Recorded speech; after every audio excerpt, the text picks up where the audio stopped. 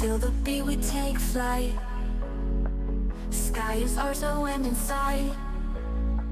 Stars above shining bright. Feel the bass, it's alive. In this moment we survive. Heartbeat sinks, we high five. Together we thrive. Run free, we dance, we soar. Pulse racing, can't ignore. Lost in the rhythm's core. Craving more, more and more.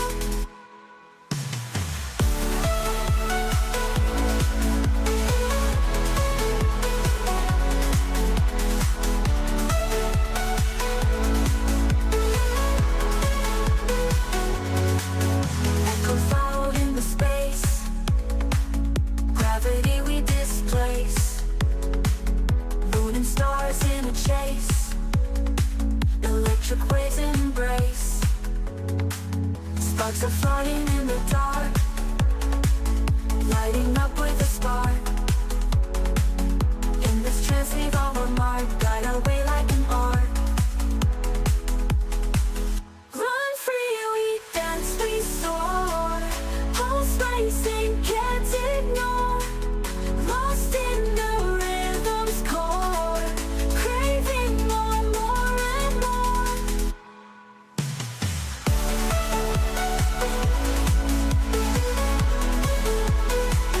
Run free, we dance, we soar. Hello, and hey, hi, how you all doing today? And yes, thank you, Pia Yale. But hello, everyone.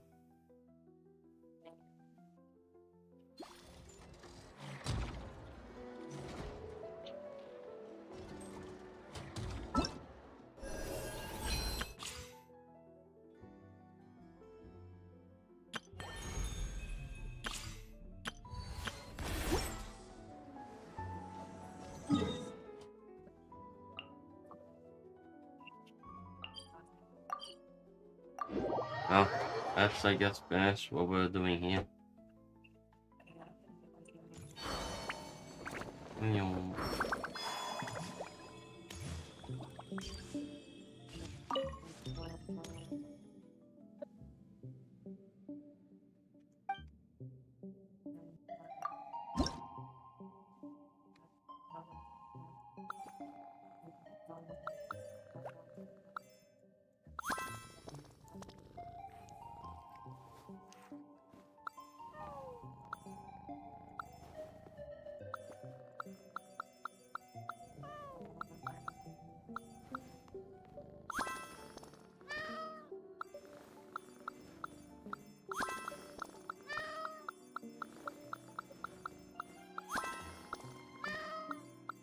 Yeah, I'm totally not getting carried away.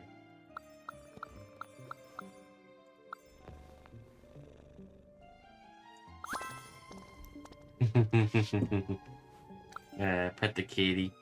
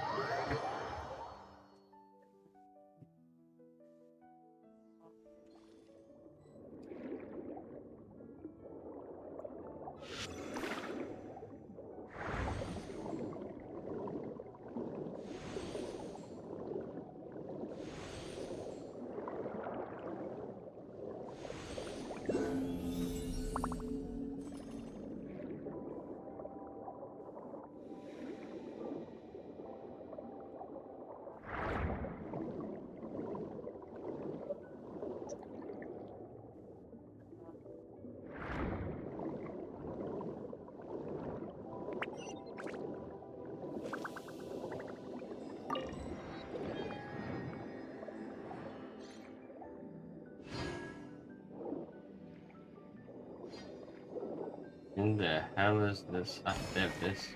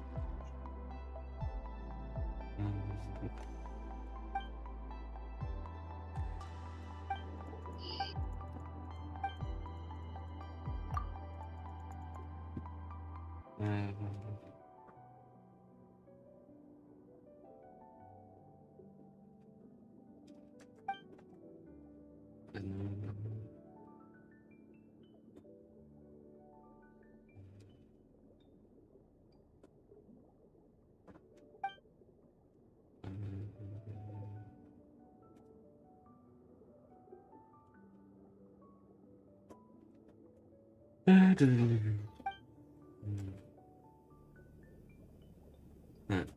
just feel like Godzilla.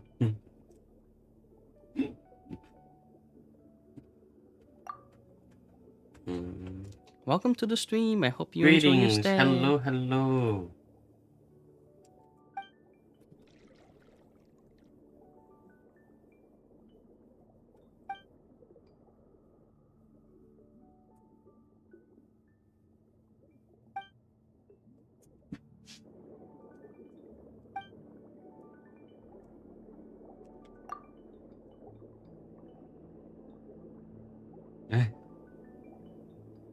Hello there, how are you?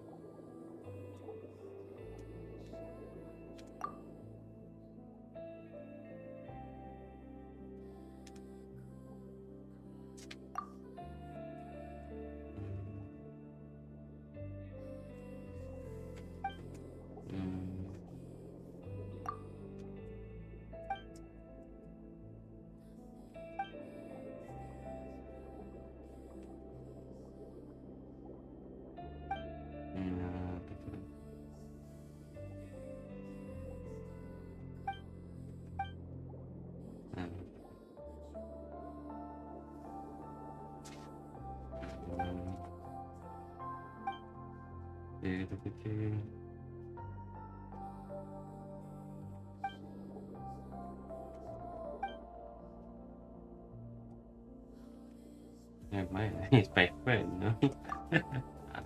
I am doing good.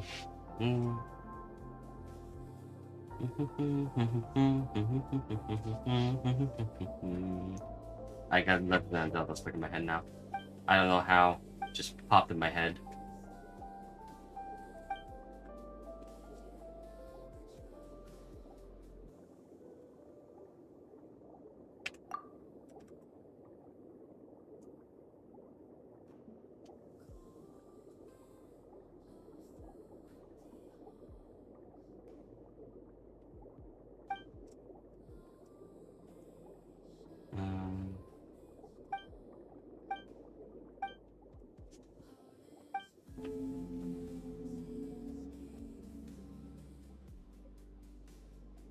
Let's see if I...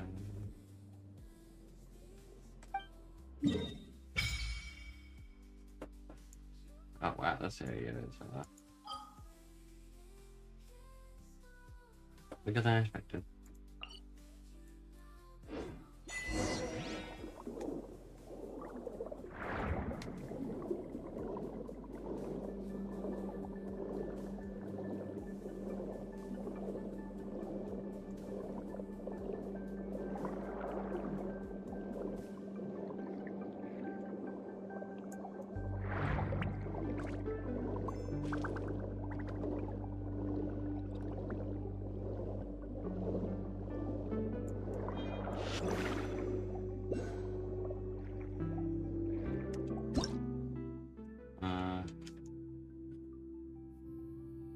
These ones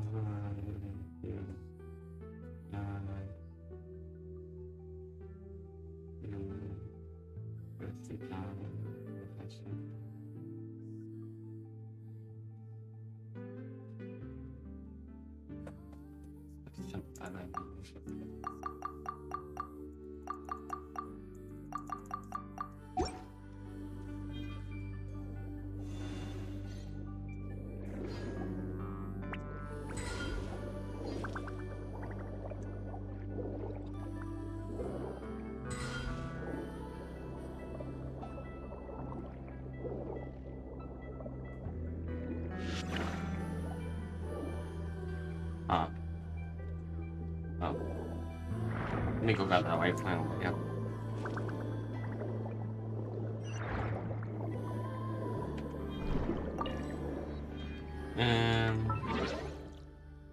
Let us go and start.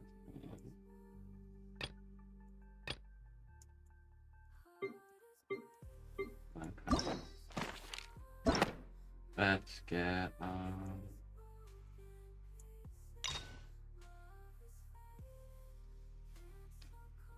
this one.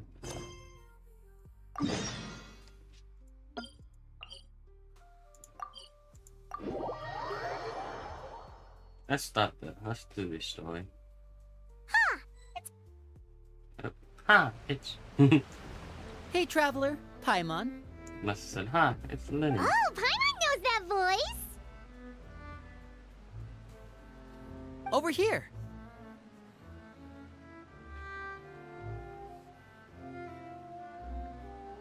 Lenny, it's been too long. To borrow one of the more popular turns of phrase at the moment, this appears to be quite the fated reunion. Running into you two out of the blue like this has really made my day. I certainly wasn't expecting it. You can say that again. What brings you to Poisson? Wait, Paimon's got it! You must be here for one of your magic shows, right? Actually, we've run into a bit of trouble on the home front, so Father arranged for us to stay in Poisson for the time being. Oh, are Lynette and Fremine here too? Yep, along with most of the other members of the House of the Hearth. You may have noticed Poisson seems a bit more crowded than usual. So you're saying nearly the entire organization has moved to Poisson? Sounds like you've run into way more than just a bit of trouble. What's really going on? Well... Since the two of you are so curious, perhaps I can fill in the gaps. You scared Paimon half to death! You're always scared. Father, you're here. You know... On second thought, maybe we don't need to know? It's all probably super confidential House of the Hearth stuff, right? We totally weren't trying to pry or anything. No need to be nervous. I could sense your genuine concern from your conversation just now. Of course, I can also understand your confusion. Sending so many Fatui here to Poisson, it's only natural that some might suspect an ulterior motive to be involved. Well, yeah, a little curious. I understand. I'm well aware you've had your fair share of confrontations with the Fatui in the past, and I can't exactly guarantee that we'll remain on good terms in the future. As for right now, however, I would say we have little reason to be at odds, wouldn't you agree? The House of the Hearth could stand to be more open with those who have worked so closely with us in the past. As for the issue at hand, well, it hardly relates to any ulterior motive. To be frank, it all stems from a certain rumor circulating around the House of the Hearth. It's an internal matter. What sort of rumor? A rumor that a certain phantom child is hiding away in the House of the Hearth. Phantom child? A phantom child? Ooh, just hearing the name is giving Paimon the creeps. A spirit that should have long ceased to exist is lurking in the shadows of the House of the Hearth. So I decided to bring the children to Poisson before continuing to investigate the situation. I expect I should be able to track down the spirit fairly quickly. After that, it's just a matter of resolving the situation, if you will. It shouldn't be much trouble at all. If you're curious, or if you still have some concerns, it might be advisable to stick around for a few days. I'm sure the children would be exceedingly pleased to welcome some visitors. Lenny, I'll leave you to entertain our guests. I have some matters to attend to. Of course, Father.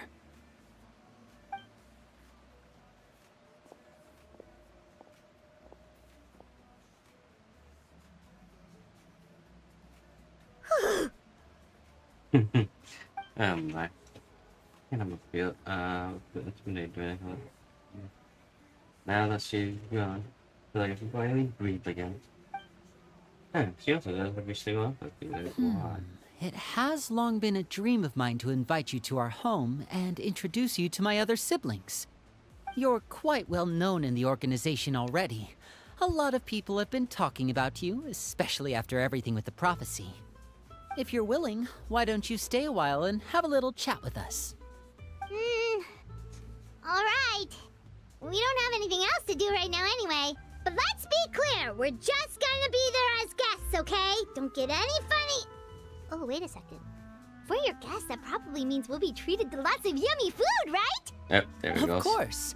During our stay in Paimon is now in the Poisson, we've been food helping out the locals era. with some fishing. Yeah. Oh, We bring in quite the that took bounty long. every day. That didn't take that long. In fact, today is the perfect chance for me to show you what I can do in the kitchen. Also, thank you for Let's the go. follow. I'll take you to where we're Yeah, staying. yeah. Yeah.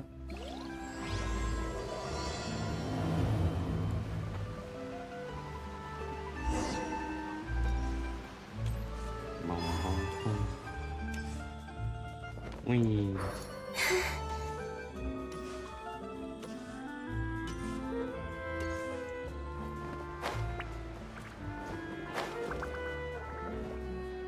We rented this house from one of the locals to use as a temporary base.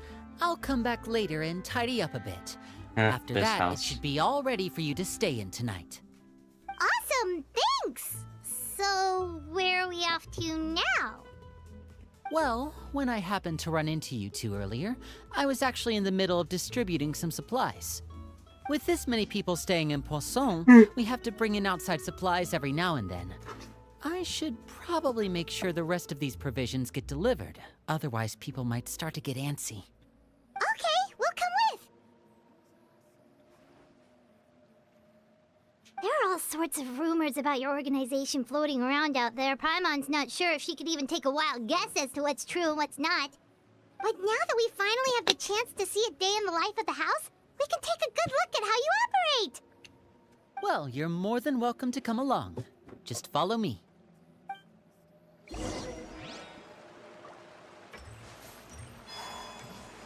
Nope.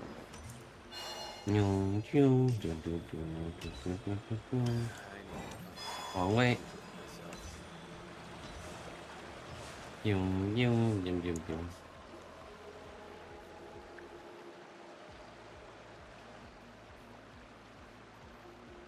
Linny! We're finally here. The supplies. I'm assuming you've... Brought them with me? Yep, here you go. Hello? Something caught your eye? It's the Traveler and Paimon! No way! Come here, everyone! Hurry! The Traveler and Paimon are here! I have celebrities. One at a time, please. Don't crowd around them all at once. We don't want to scare off our guests now, do we? Oh, it's alright! Gotta say, Paimon didn't realize we were this famous. Of course! Father and Linny have told us so much about you. Father told us about how you helped Linny. According to her, you're a trustworthy friend. And as far as she's concerned, that's pretty much the highest compliment we've ever heard her give. As you can imagine, everyone's been very curious about you. I heard the Traveler is so strong that she can move a mountain with her bare hands. I heard Paimon eats so much that she can clean out the entire pantry at Hotel Tabor in just 3 days! Wait a second! Hey. That's the rumor you heard about Paimon? Paimon can't clear out the clear the entire pantry of a hotel in 3 days. She could do the entire pantry in 1 hour. Come on, get it right. Oh, wait! When guests visit, you're supposed to give them gifts and stuff, right? Oh, we don't need something like that. Besides, we don't have anything to give to you! Come on, we insist! I can give you some of my new potions. Just pick your poison. And by that, I mean medicine or actual poison. I've got both. Or maybe Shaplo can teach you guys about stealth! He's super good at it! He's never been caught. Ah, now that's not a bad idea. I know you usually prefer to fight head-on, but it never hurts to expand your bag of tricks, right? When it comes to eliminating your enemies, staying quiet can go a long way. Trust me, I would know. I was poisoned not too long ago, and I'm still dealing with the after effects. So I'm not quite as good as I was before, but I can still give you some pointers. Wait, when you said gifts, Paimon didn't think you meant poison and stealth tactics. But those are the best things we can give you. You don't like them? Ooh, how about this?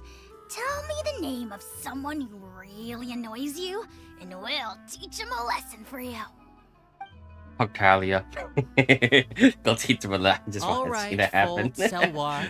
I think that's enough suggestions for now. Imagine a When it bunch of comes to kids being trying a good to teach host, it's the thought that Taglia counts. listen. You don't need a physical gift to make our guests happy. In fact, pestering them with suggestion after suggestion might make them more annoyed than anything. I would say your enthusiasm has certainly gotten across. Really? Awesome! It's been so long since we have had guests to play with. If there's anything you need, just let us know. Yeah, especially if it's poison or something. I've got all sorts of potions for that. Okay, Miss Poisoner. Well, we'll talk to you all later. We've still got supplies to distribute. All right, see you later.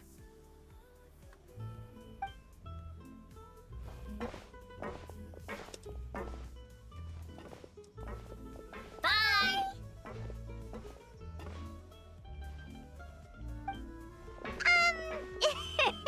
Lenny, about all that poison and stealth tactics talk just now. Scared you, did it? That kind of talk comes with being part of the House of the Hearth. When Foltz was really young, he strangled all of his family pets, just out of curiosity. He was labeled a dangerous problem child and was abandoned by his family. Elwar has an unnatural obsession with potions. Father has forbidden her from trying all the different concoctions she comes up with, but she still tries to test them in secret. You really have to keep an eye on that one. Chaplot is around my age. While I'm mainly responsible for collecting intelligence, he handles surveillance. He's very passionate about his work and has no reservations about taking on some very difficult missions. I know you two probably aren't used to that kind of talk, but I can promise you they only had the best of intentions. Things like stealth tactics and developing different poisons, they really mean a lot to them. They were just trying to share the best of what they could offer, that's all.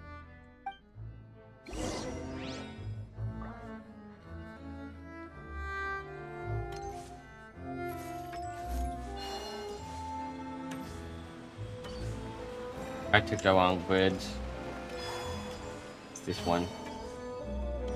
No.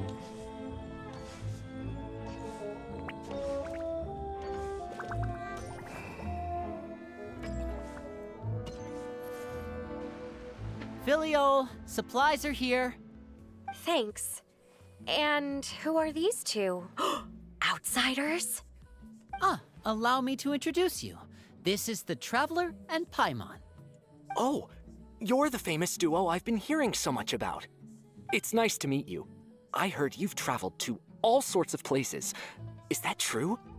Of course, we're making our way all across to that. Oh, good for you. You must be pretty familiar with Fontaine by now, then. Have you seen the new opera that started running recently? I think it's called... The 4,000 Thieves? Oh, this is the first we've heard of it. It seems like it's going to be fantastic. From what I've been able to tell from the posters, anyway. You should definitely check it out if you have the time. Oh, and there's the Blind Maiden, too. That one is supposed to have audience interaction. Seems pretty interesting. See? Oh, that's big. After this mission is over, I think I'll go get a manicure. Oh, maybe I should dye my hair. Wonder how much it'll cost. Is it just Paimon, or do these two seem much easier to get along with than the others? Looks like the House of the Hearth has some normal members after all. I heard that. Oh, Oops. Yeah, Paimon. I'm guessing you're referring to Foltz and the others? Yeah, we're definitely not all like them. I bet those crazies are practically foaming at the mouth right now. I'm sure they just can't wait to get back to Snezhnaya to carry out the plan. That's enough, Filial. Ah, don't talk about family members behind their back, right?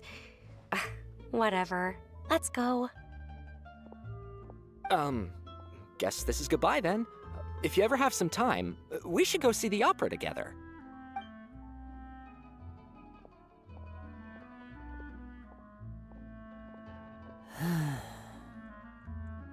Well, that's it for the supplies. We should probably head back as well.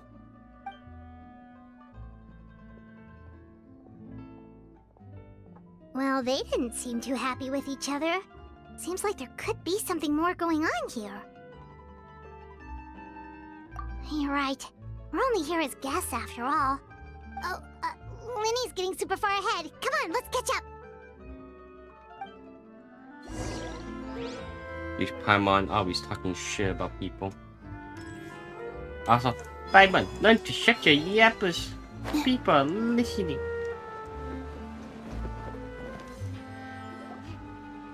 So, what do you think of the members you've met so far? Well, Father is always encouraging us to be strong-willed and independent. So if there's one thing we've got, it's people who aren't afraid to speak their mind. Well, I should probably get cooking. Wanna join? Of course! Then let's head out and... Huh? Fremine? What are you doing here? Well, Fremine! Nice to see you again! Oh, you too. I heard you're here as guests of House of the Hearth. Welcome. We were just going to make some food. Why don't you come along? I could use some help in the kitchen, and I seem to remember you mentioning you wanted to make seafood soup for the traveler in Paimon. Seafood soup? Oh, Paimon's drooling already. Were you looking for something just now, Fremine? Maybe I can help. It's nothing. I just wanted to see if there were any extra supplies. Yeah, we've got some left over. What do you need? Some food and water, and some clean cloth, if possible. No problem. Give me a second here. Food, water... Wait a minute. What do you need all of those for? You're not on any missions as far as I'm aware, and you were just going to come eat with us. So what's this all about? I thought I'd grab an extra portion because I get hungry at night. Could be because I'm growing, you know, and... Fremine, you remember what I told you? You're not like me. Your lying skills still need some work. Tell me what's going on. Is it really bad enough that you have to keep it from your own brother? Maybe it'll be better if we gave them some space.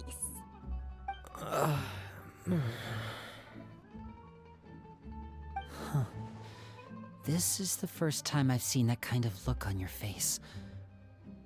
Whatever happened, does it have something to do with Father? Yes. Just follow me.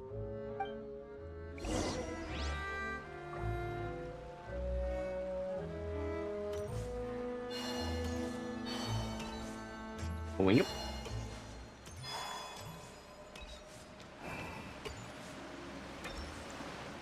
Wing. Wing. Wing.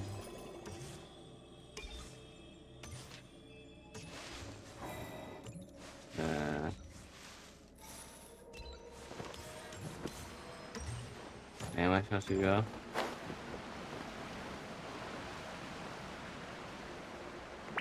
You're Is this it? back! time. Hello, my name's Linny. I grew up in the House of the Hearth. And you are? Hi, Linny. I'm also a child of the House of the Hearth, just like you. You can call me Clairvy. Clairvy? It's nice to meet you. Does that name ring any bells, Linny? No, not at all. That's not a name we have on our roster, I'm sure of it. What I'm not sure of, though, is how she managed to sneak in. She must be the phantom child Father's been searching for. From the looks of it, I'm guessing you were the one that found her, Fremine. You, haven't told Father, have you? No, I haven't told anyone. I've just been keeping her hidden. For how long? About half a month now. So ever since we got to Poisson, then, do you have any idea what you're doing? I know what I'm doing. Really? 'Cause from where I'm standing, it looks like you're hiding the very person Father has been trying to find. If Father finds out about this, everyone involved is going to be punished. You know the rules of the house, Fremine. I know you do. Father doesn't tolerate any form of betrayal. So why are you doing this? I've thought it through. And I just can't hand her over like that. Linny, don't you remember last year? Chaplot nearly died after getting poisoned during that one mission. He wasn't able to get back before the poison started taking effect, and not a single person was there to help him. That night, while I was sleeping, I heard a voice telling me to go save him. I opened my eyes, but I couldn't find the source of the voice. I thought maybe I was just hearing things, but I went to look for him anyway. Luckily, I got there with enough time to save his life. That feeling of being haunted, of hearing voices, it's happened many times in the House of the Hearth. I'm sure you've noticed. So what you're saying is, that was her? She was the one who spoke to you that night? Unless there are other spirits roaming around the House of the Hearth, I don't think there's any other possibility. If Clairvy were our enemy, it wouldn't matter whether she was a spirit or an actual child. I would have acted without a second thought, because that's what Father ordered us to do. But she's been living with us, helping us from the shadows all this time. I think that makes her family. I couldn't just hand her over to be dealt with. Not when there's so much we still don't know. So what's your plan then? You can't keep her here forever. Someone is bound to find out eventually. I haven't thought that far yet. I don't want to disobey an order from Father, but I also don't want to put Clairvy in danger. Come with me. There are a couple things I'd like to say to you in private.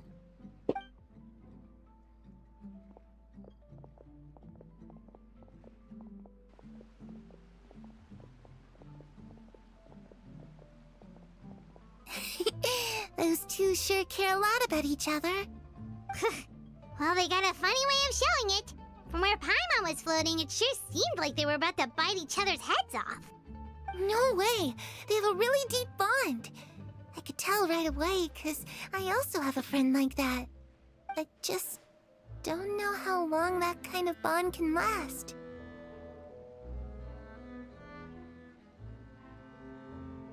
The darkness in the house runs deeper than you can imagine. No one can get out alive. I'm sorry, Linny. I really didn't mean to drag anyone else into this. Oh really? You didn't mean to? 'Cause I for one wish you did. Huh? What do you mean? You know, when we were younger, you didn't call me Linny. You called me brother, just like Lynette. We grew up together, the three of us. We were all orphans, all rescued by Father. Of all the siblings in the House of the Hearth, I think our bond was the closest. Later on, when you started calling me Linny, I wasn't actually surprised. After all, Lynette and I are related by blood. We've had to depend on each other to survive long before we joined the house. Linny, The darkest and most difficult moments of my life happened before you and I had ever met. I'm sure that's true for you as well. Even so, Fremine, we've stood by each other for all these years now, and to me, that means more than blood. You and Lynette are the most important people in my life. No one can replace you. So I won't let you face anything alone. Not if I can help it. Oh, looks like things are getting kinda heated between Linny and Fremine. Maybe we should go check on them. Oh, it's raining. I should put my clothes away.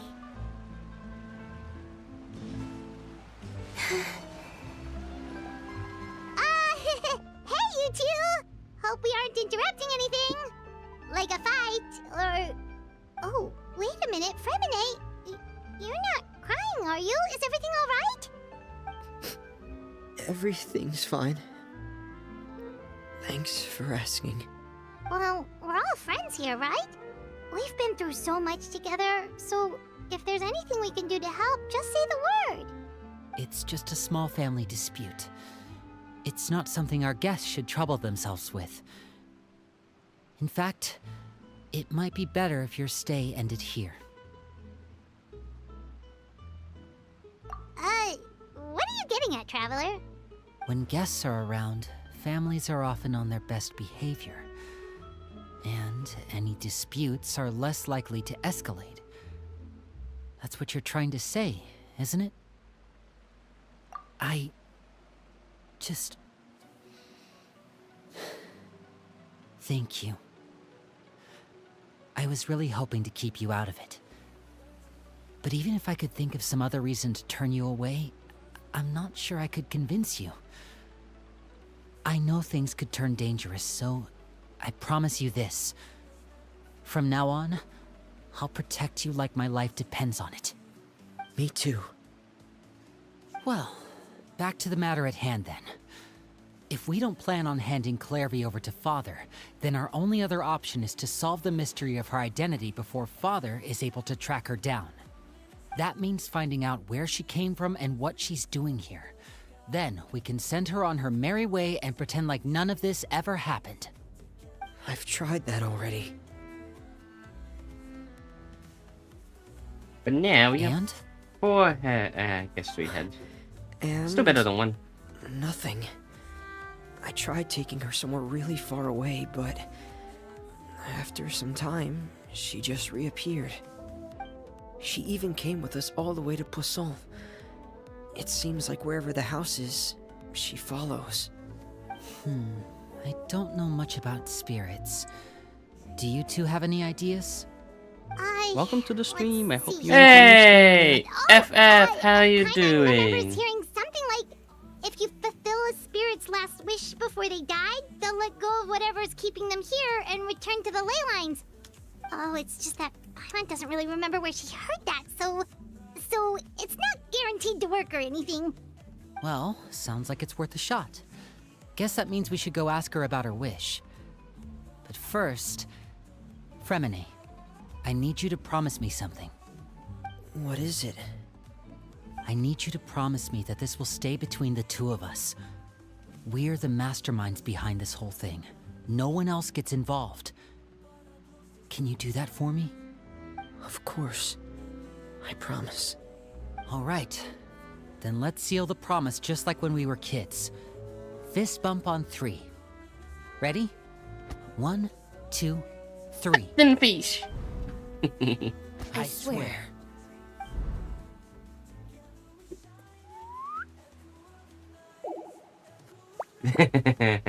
Hello there, Lynette. Whoa! Lynette! But what a surprise! What brings you here, dear sister? That face. And, Nope. when exactly did you get here?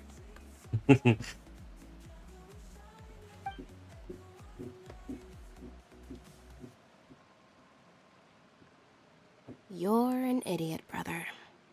And you too, Fremine.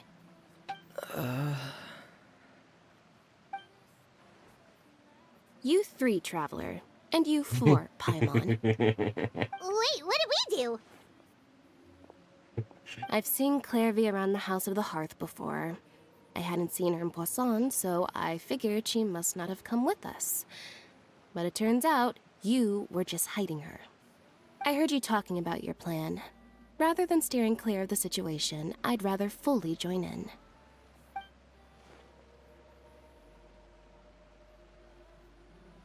If you don't agree, I'll have no choice but to report everything back to Father. Simple as that. You're not giving us much wiggle room here, Lynette. Well, I guess we're all in this together then. That's the point. After we talk to Clairvy, we'll figure out our next move. There's no time to lose. Let's go.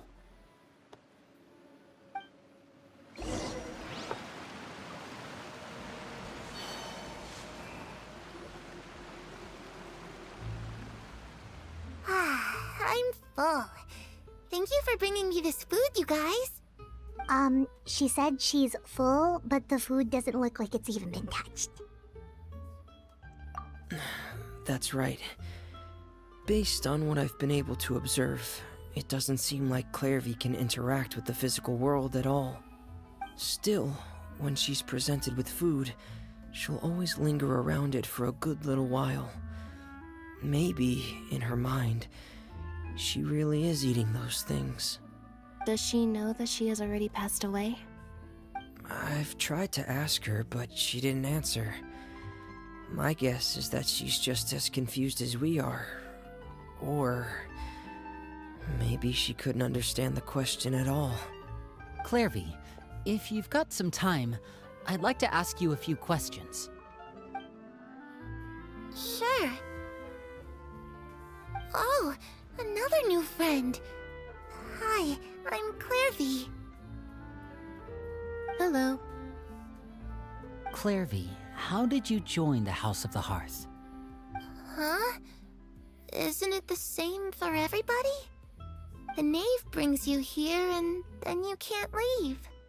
It's just that your name, it's not on the roster. And I've never seen you before. The roster? Oh, I get it now. I think there might be some things you don't know about this place. The people in charge, they're not as nice as they look. They say they keep a roster, but it's not complete. There are a lot of people who aren't on it, and never will be. In this house, some people are family, and other people are just test subjects. Those kinds of people aren't ever going to get a place on the roster, unless it's the roster of people who've been executed. Wait, does that mean the knave... She... Is there anyone that can vouch for you? Yuri, she's my best friend. She's the only one I trust in this place. Have either of you heard of that name before? No. Me neither. Clairvy, Perry. Neither of those names are on the roster. But it seems like she's telling the truth. Either that, or this kid's already got a bag of tricks bigger than mine. Maybe we should try a different approach. Clairvy, do you have a wish? A wish? It can be anything you want. Just imagine. It's your birthday, you're blowing out the candles, and your wish is...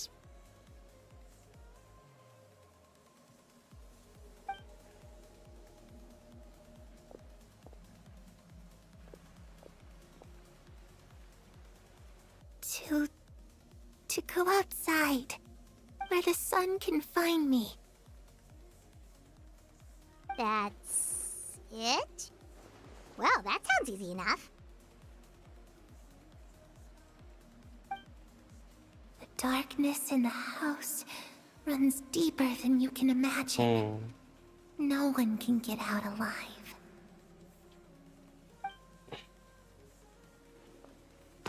What does she mean? Things can't be this simple. Okay, time to divide and conquer. Listen up. I've got a plan. You got a I'll plan? try and find a way to use basic illusory magic to take Clairvy outside and bring her somewhere with sunlight. Lynette, try and find the list of executions that Clairvy was talking about, and see if her name is on it. Fremine, you stay in Poisson. We can't be the only ones who've had run-ins with Clairvy. I need you to collect intel on everything she's said and done. Understood. I'll try my best. What about us? What should we do? I really appreciate your willingness to help, but this is a family matter. I don't want to drag you in too deep. It's too risky. Yeah, we'll be Let fine. me think. Since Father considers you to be guests, maybe you could stick by her side for a little while. You don't need to do anything except keep up some nice, casual conversation. Ah, Paimon gets it.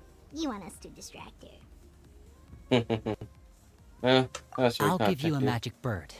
If Father suspects something, all you need to do is release it when she's not looking, and it'll alert me that something's wrong. Of course, that's only as a last resort. If Father doesn't seem to notice us, there's no need to make contact. We'll reconvene here tonight after all's said and done. If the worst case scenario happens and we're discovered, just tell Father everything. We're not going to let our guests get punished for our own actions. That's where we draw the line. Nah. I'll get the punishing. You don't You get too. That's how it goes. That way I Okay, can handle Father. This is where we part. Father should be at the beach nearby.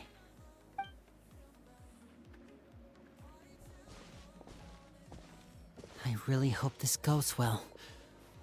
No, it has to go well. That's the only way this can get resolved.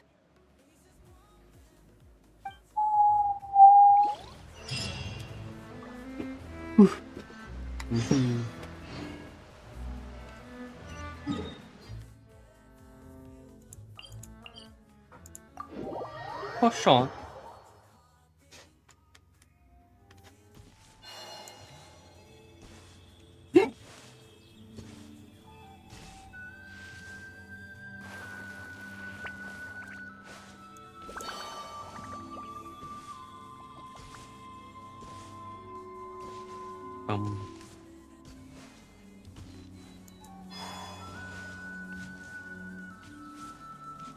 Is that Tartaglia? That's a child over there. It's the knave and child. Hey, aren't you supposed to be in Snezhnaya recuperating? What are you still doing in Fontaine? Oh, it's you two. I didn't expect to run into you here. I was unconscious for quite a while after the fight in the Primordial Sea. After I woke up, I realized I was being taken back to Snezhnaya, and well, I couldn't have that now, could I? Not when I've still got unfinished business here in Fontaine. So, I mustered up all my strength and made the journey back on my own. What sort of unfinished business are we talking here? It has to do with Skirk, my master. I really wanted to meet up with her, but by the time I got back, she had already left. I still have so many questions for her. Without any other leads, all I could do was ask the knave to help me track her down. She must have left behind some traces from her time in Fontaine. Oh, okay, so have you found any clues? Unfortunately, no. While the House of the Hearth is adept at collecting all manner of intelligence, certain existences can still manage to escape our purview. Basically, unless Master feels there's a need to meet with me, she's not going to be found. But that problem has an easy fix. I just need to become stronger, and then... Paimon thinks you should focus on getting better first. The worst of it is over. It's all thanks to that one kid from the House of the Hearth. Elwar, I think her name was. She gave me a bunch of random potions to drink. They didn't go down easy, let me tell you. pain and chills all over. But they really did help speed up my recovery. And that's good, because it looks like I really do have to head back this time. The old man's been putting the pressure on me. He sent someone to tell me I'm needed for some sort of project. Project Stuja? Yeah, that's the one. I heard Regrader's involved too. I'm not looking forward to having to listen to all his monologuing, that's for sure. Hey, maybe you could think of a way for me to stay in Fontaine for a little longer. Helping Linny and the others brush up on their fighting skills would be far more interesting. If you and I could spar, that would be even better. I've been waiting for a chance to see you go all out. And what a sweet little daydream that is. But I also have a role to play in all this. I'll be leaving Fontaine shortly as well. Besides, considering how little they see fit to step outside the homeland, being called on to return to Snezhnaya by such illustrious dignitaries, what a great honor. Wouldn't you agree? One I could do without, I'd say. Is it just Paimon? Or does it kind of seem like they're...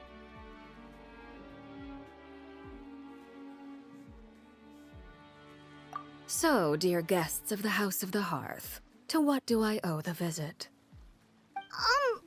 Well, we just... Right!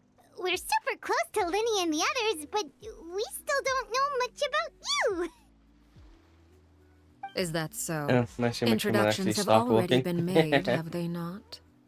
Oh, well, you see? There's only so much you can learn about someone from a short introduction. At least tell us something a little extra, like... Why do you call yourself father? Huh, good question. I'd also like to know. The fact that you have to ask tells me our intelligence work has been quite successful. Telling you the answer to that question would only serve to undermine that success. And we can't have that, now can we? Spoken like a true diplomat. That was some expert sidestepping right there. Well, if there's nothing else, I think I'll take my leave. I still have a small matter to resolve at home. Wait, don't go! Yeah, Paimon shows his business. Nancy right now. So should be sure to run into Linny and Chevy. I should release the bird Linny gave us. No, should try to get her talking about something else first. I'd also like to hear the answer to this. I've met some of the members of your organization, and they all seemed like really good kids. They actually reminded me of Tonya and Tusser. Which, by the way, if you ever betray them, I'm just letting you know, I won't let you off easy. And why would I betray them? Well, you've already betrayed the House of the Hearth once, haven't you? At least, that's what I heard.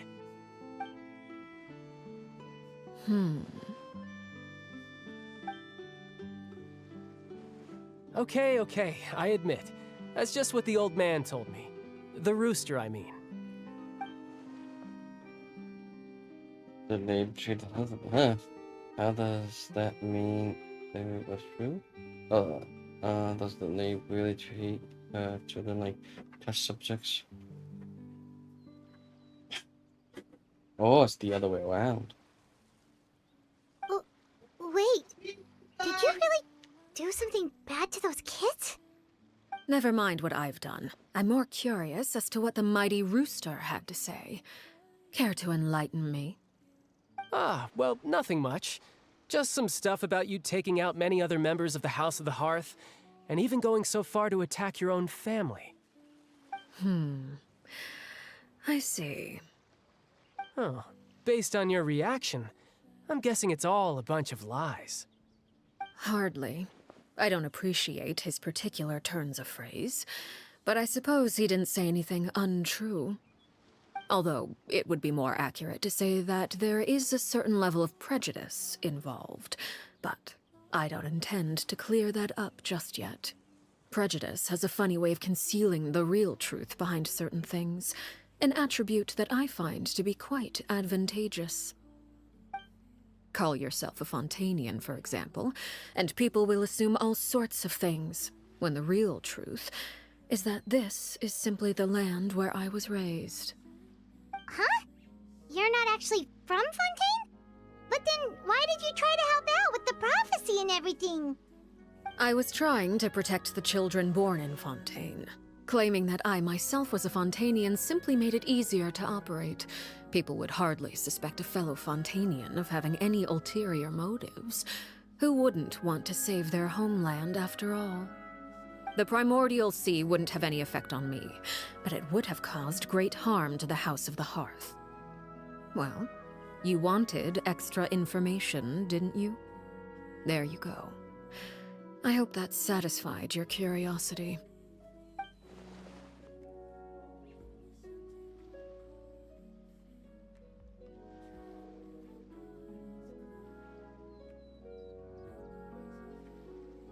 So, you stayed in Fontaine for the kids. I guess I was wrong to believe you'd betray them. Apologies. Looks like I was holding on to some prejudices myself.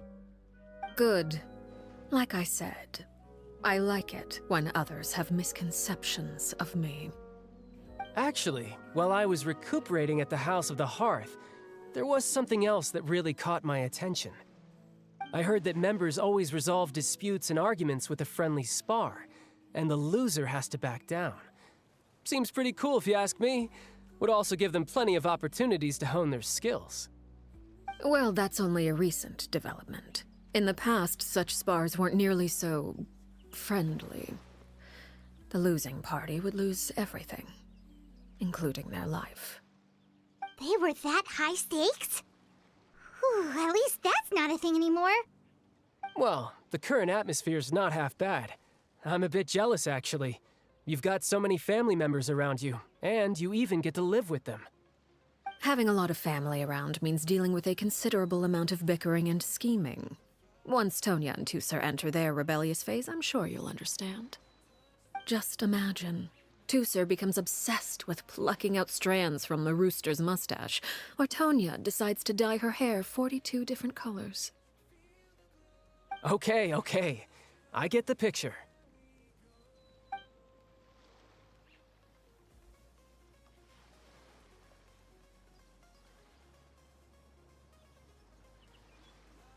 Well, would you look at the time? I should probably get going. Traveler, Paimon, I'm not sure where our paths will cross next, but the next time we run into each other, we should definitely try and find some time to spar. Again, maybe this is a conversation we can have when you look less like you're gonna keel over. All right. Well, thanks for everything, Arlecchino. No thanks necessary. You also played a part in obtaining the Gnosis. I would say we can call ourselves even. I like the sound of that. Well, I'm off. See you all some other time. We should probably get going too. Do you want to head back with us? Oh? You want me to leave so soon? Oh, well, you see, I'm rather enjoying the evening breeze. If you don't mind, I think I'll stick around for a bit. I have some things to think about. Apologies for not attending to you like a proper host. Please forgive this slight.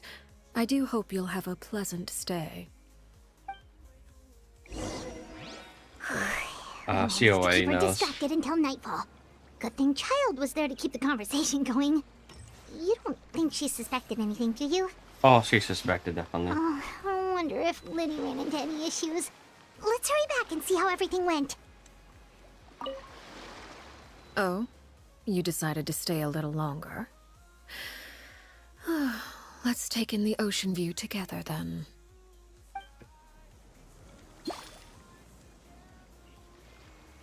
Oh? You decided to stay a little longer.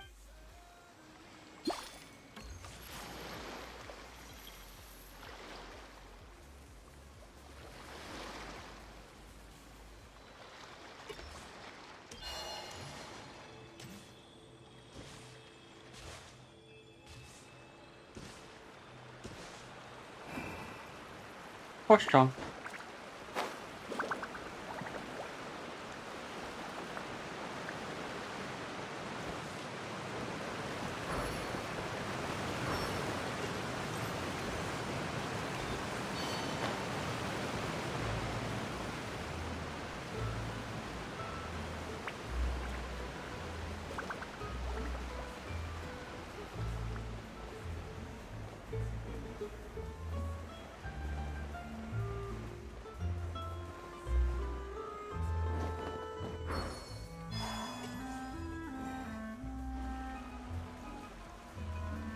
Lenny, how did everything go? Well, long story short, we ran into a small issue. Clairvy can't go into the sunlight. What do you mean? Everything was fine at first. She followed me up to the surface just like I told her.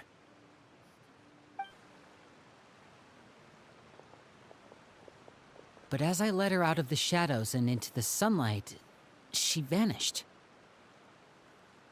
I turned around and there she was, standing at the edge of the shadows, silently watching me.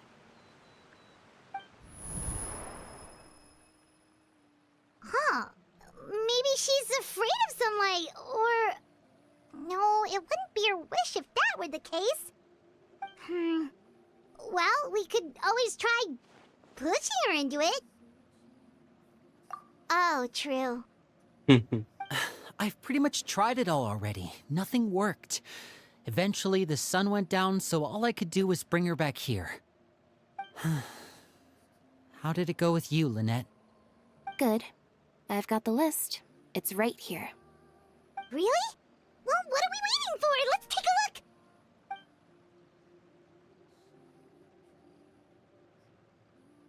Oh, that's a lot of pages. Oh, it's gonna take forever to get through it all. We can each take a section. Here. La Pouillade, L'Endroit, Chambel, Horaire.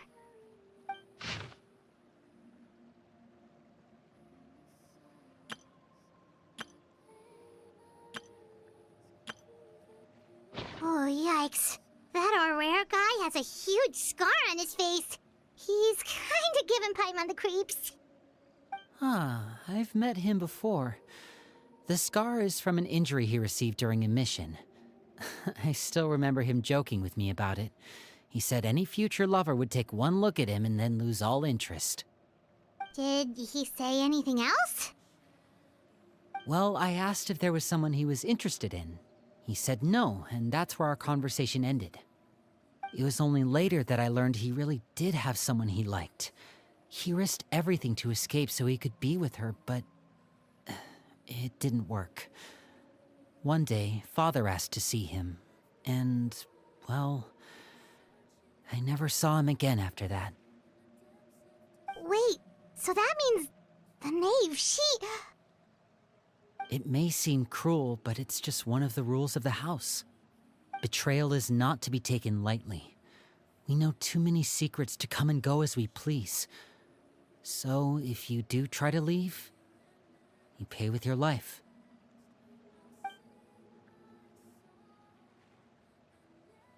Her name's not here, huh? Well, that's not too surprising. It doesn't seem like this list is complete. It only contains records dating back around 5 years. Let's shift our attention then. Fremine, were you able to find anything out? Fremine. Sorry. I was thinking about something. I managed to talk to quite a few people, but I couldn't help but notice that the atmosphere in the house was a little... strange. Strange? Yeah, I mean, I know there have been arguments in the past, times when people haven't gotten along. Chaplot and Filial are a good example of that. Oh, those are two of the people that we met while delivering supplies. Paimon can see how they might not get along. They had very different vibes and their, interests seem to be pretty different as well. That's to be expected, actually. Father brought us all here, shared her knowledge with us, taught us how to fight. That's one thing we all share. But that's also where the similarities end. Not all of us feel the same desire to stay here. As members of the House of the Hearth, we're also considered part of the Fatui. And to a lot of people, that's an identity they never asked for. Certain members get older and realize they want something else for themselves. But considering the rules of the house, most people would never say that out loud. People like Chaplot and Foltz are loyal to Father and her vision. They're proud to be part of the Fatui. Filial and Nantoy, on the other hand, well, they aren't quite as enthusiastic. These kinds of conflicts have always been there. It's not like Father is in the dark about any of this. Well, that's true. But it just feels like things have gotten worse lately. Filial and the others, it seemed like they were meeting in secret to talk about something. I can't say for sure, but I think they've met Clairvy. You think she's been inciting them to act out? No, not exactly. But I wouldn't be surprised if she said something to them about the darkness in the house and how deep it runs. She's told me about it before. Experiments being run on children. People being used as pawns on the battlefield without so much as the strength to survive. And they just believed all that? Without any evidence? Clairvy's words probably gave them the excuse they were looking for. Whether they actually believe them to be true is secondary. This is all because of Project Stuja, isn't it? Whoa. Hold on a second. What's this Project Stuja all about, huh? This is the second time it's come up now. Sorry, but I'm not sure of the details either. I only know what Father has told us, which is that it's something the Rooster and Regrader have been working on together. Apparently, it has to do with the Fatui's strategic plan for the future. Because the House of the Hearth was so successful in obtaining the Gnosis, we now have the honor of playing a key role in Project Stuja. Wait, but isn't that a good thing? Key role is just another way of saying dangerous role. To us, the whole thing is an inconvenience. Father thinks so too, but she's in no position to refuse. Their plan isn't exactly unreasonable, and they've been funneling the house a lot of funding.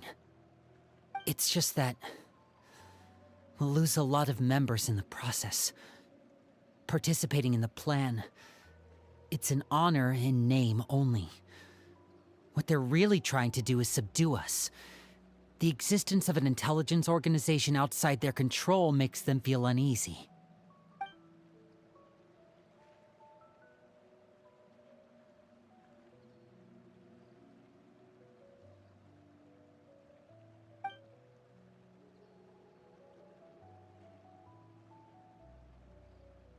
Okay, super complicated top secret Fatui business aside, what does all of this have to do with the conflicts you were talking about earlier? Paimon doesn't get the connection. External pressure has a way of exacerbating internal strife. You can't overlook the power of fear either. People are afraid of dying, and that fear is often the impetus for a lot of stupid decisions.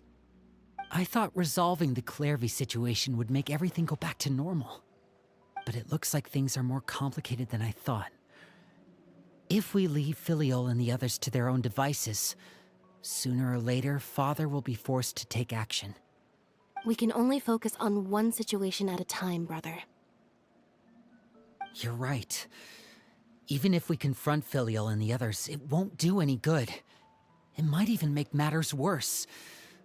We should focus on Clairvy for now. Well, it's getting late. We should head back and get some rest. We'll try again first thing tomorrow. Lynette, you stick with me this time. Fremine, keep a close eye on Filial and the others. Make sure they don't do anything they'll regret. Good work today, everyone. Have a good night, and I'll see you tomorrow.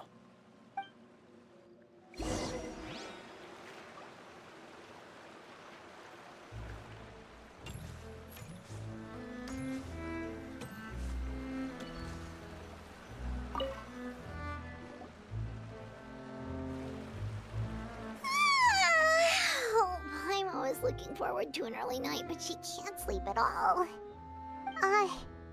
Hey, you don't think the knave will be too angry with Linny and everyone if she finds out about all this, do you? She's even scary when she smiles.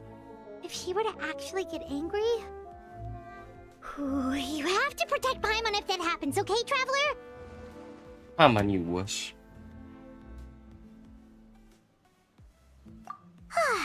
Trust as ever, Traveler. Look! Look over there! Quick! Let's catch up with her before anyone sees!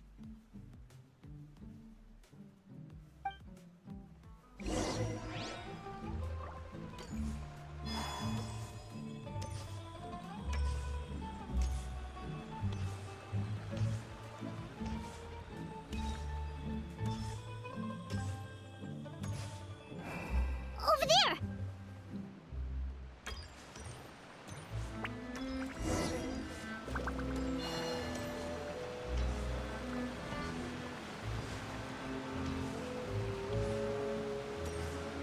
Oh, where is she going? Oh, if someone sees her, we're toast!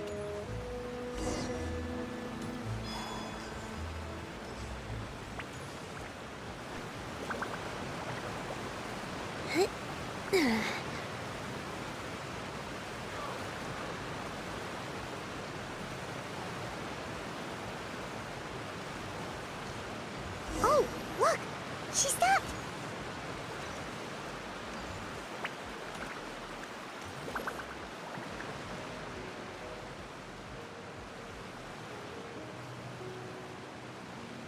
Clearvy! Shh! I opened the window while no one was looking. Look how pretty the outside is.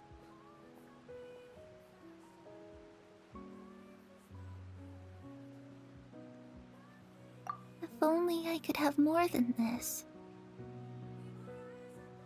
You probably think I'm being silly, huh? All this hopeless resisting. It's better to dream of what I could have than try to make it a reality, right? Please, help us get on the same page here, Clary. We need you to tell us what you know. Can you do that? Sure. Although, after you hear all this, I think you might regret that decision. Everyone in this family is nothing more than a tool, something to be used and exploited. We're all expendable, including me. As long as you're useful, you get to stick around. Lose your value, and you're handed over to the doctor, experimented on, and given a fate worse than death. I've seen it happen again and again, and I've had enough. You're saying the knave did all that? It's just, that doesn't seem like something she would do. She's scary and all, but it seems like even she has lines she wouldn't cross. I knew you wouldn't believe me. Everyone thinks she's a good person. They all think of her like a real mother. Mother? But she doesn't deserve that title. She's disgraced it and tarnished it. And if I had things my way, I'd never see her again. If only Perry were here, she'd understand. Perry? There's that name again. Also, Paimon's getting a strange feeling.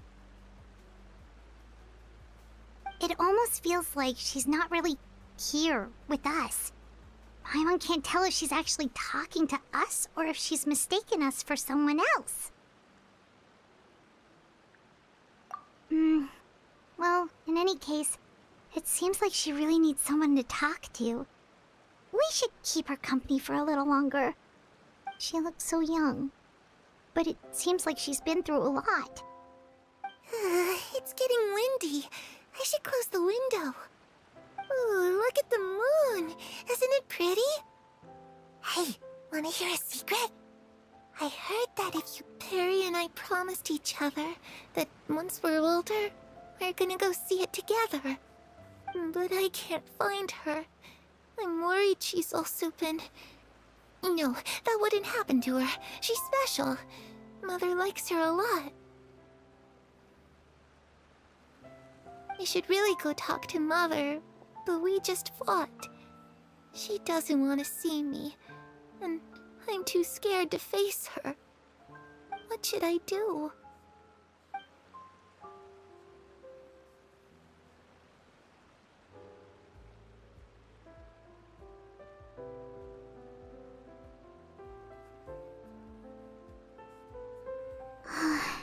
Paimon really doesn't understand what's going on with her. Well, let's head back. We've got an early morning tomorrow.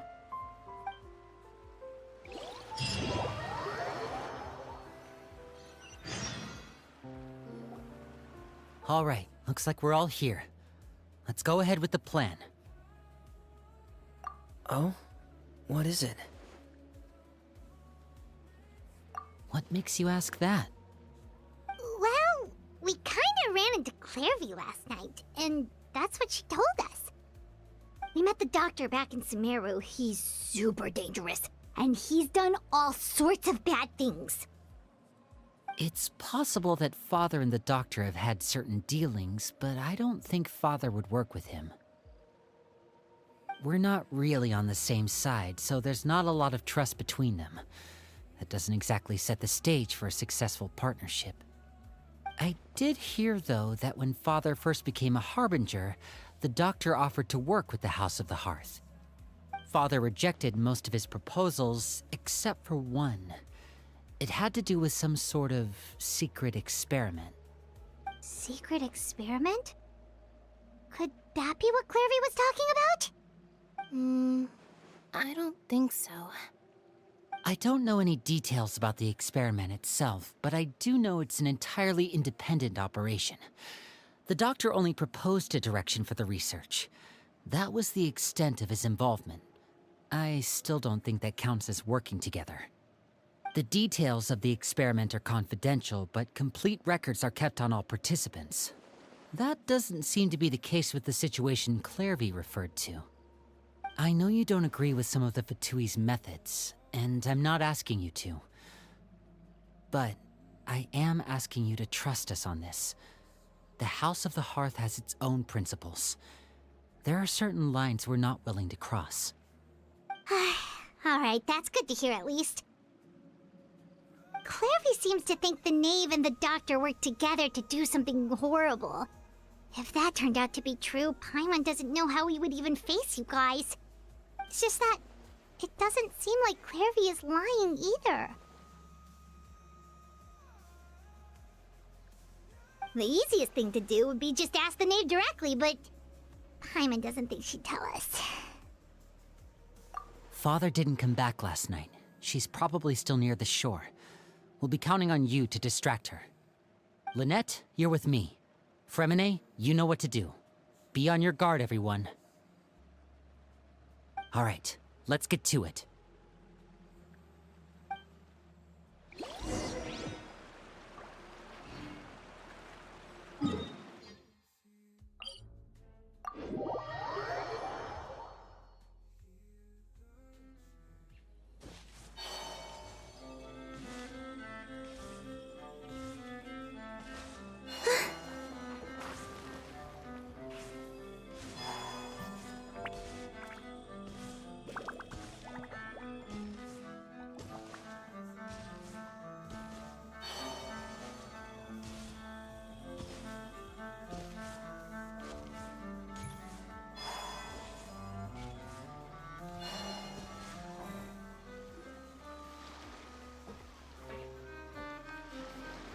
Ah, it's you two again.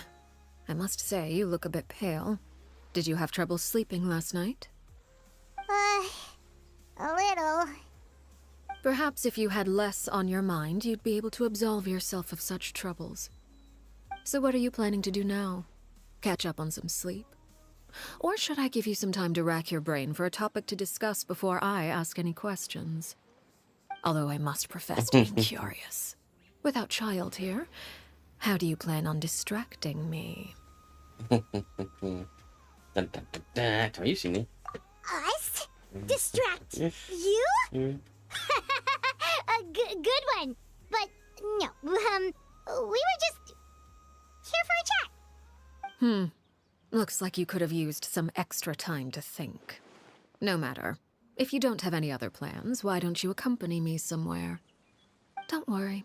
I'll be sure to steer clear of any scheming children. Yeah.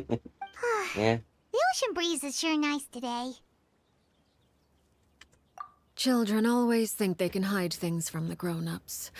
But nothing gets past me. Least of all a little scheming. I think I'll let them have at it for a little longer. I can be very patient. Well, I'll leave you to think things over. If you're so inclined, meet me outside the Palais Mermonia.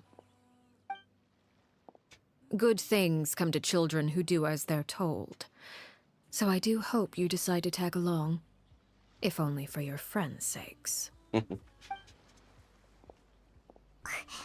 should we do? She clearly knows about everything we've been doing, and Paimon doesn't think it'd be a stretch to say she was threatening us just now. It's really.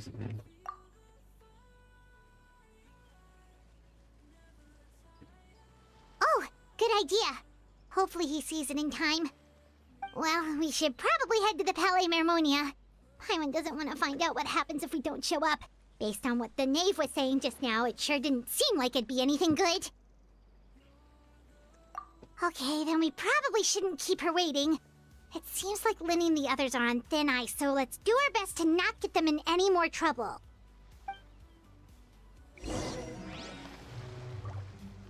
The scheming kids.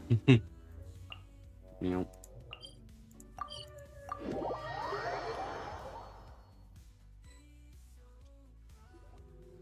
Seeing as we still have some time before my meeting, we might as well enjoy some pleasant conversation while we wait.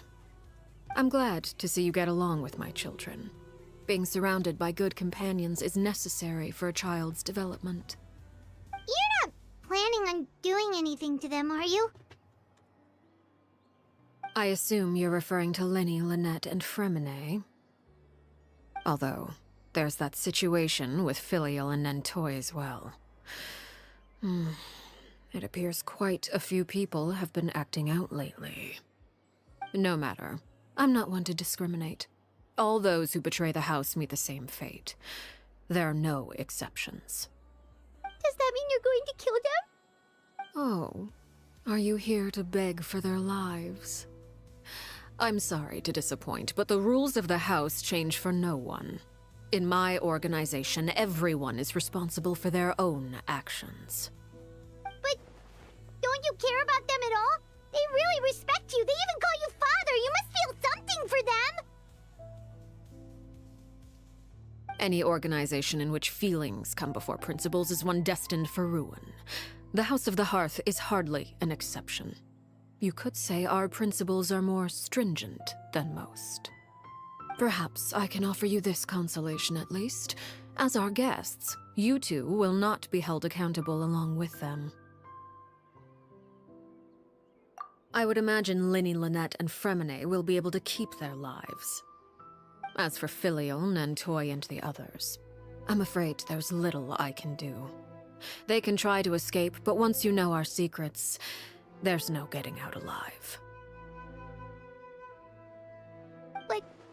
But that's awful.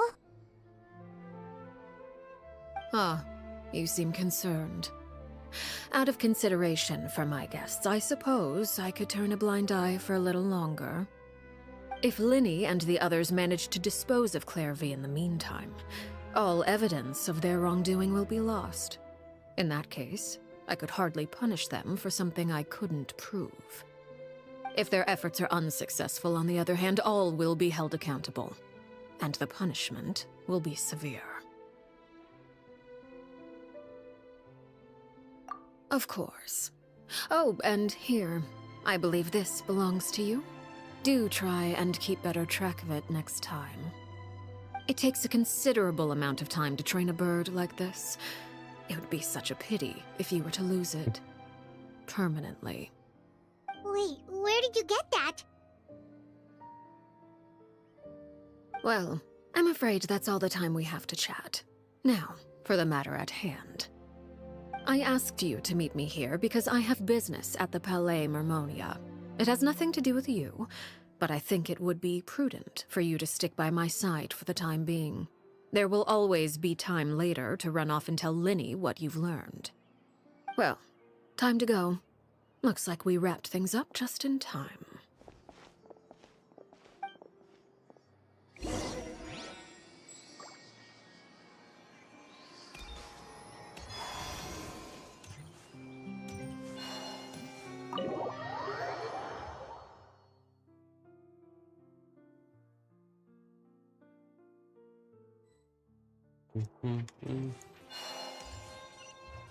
Yeah. Are you gonna pay Nuvalet a visit? Or Nuvi? Nuvi, how you doing?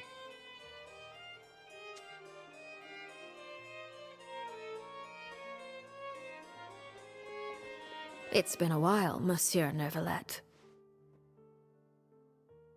I must say, I wasn't expecting my meeting request to be approved quite so quickly.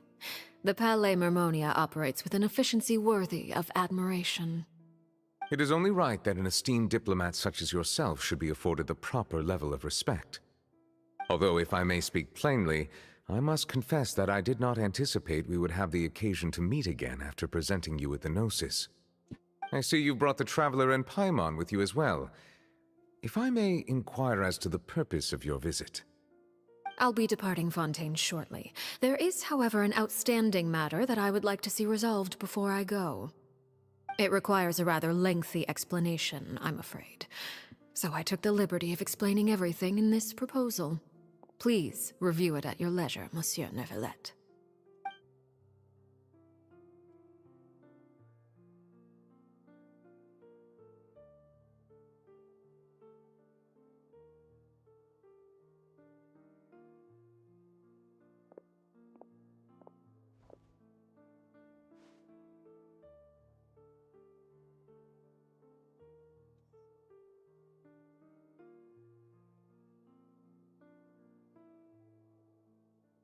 The silence.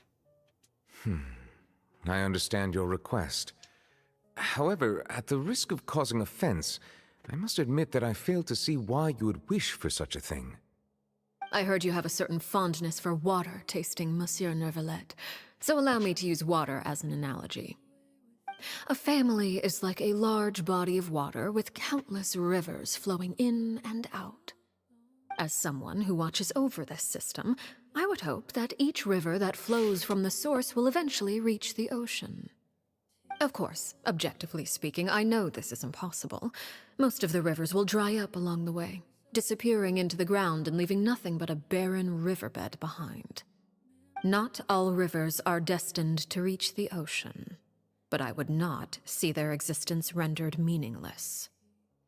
I believe the water that flows within them is simply meant for a different destination, like a field in need of irrigation.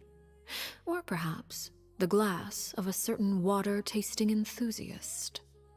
Did you get any of that, Traveler? Your words paint an optimistic picture indeed. Allow me to remind you, however, few among us are willing to sip from a glass filled with tainted water. It may have been tainted at one point in time, but not to worry. I'll make sure it's strained of all impurities and returned to its cleanest form.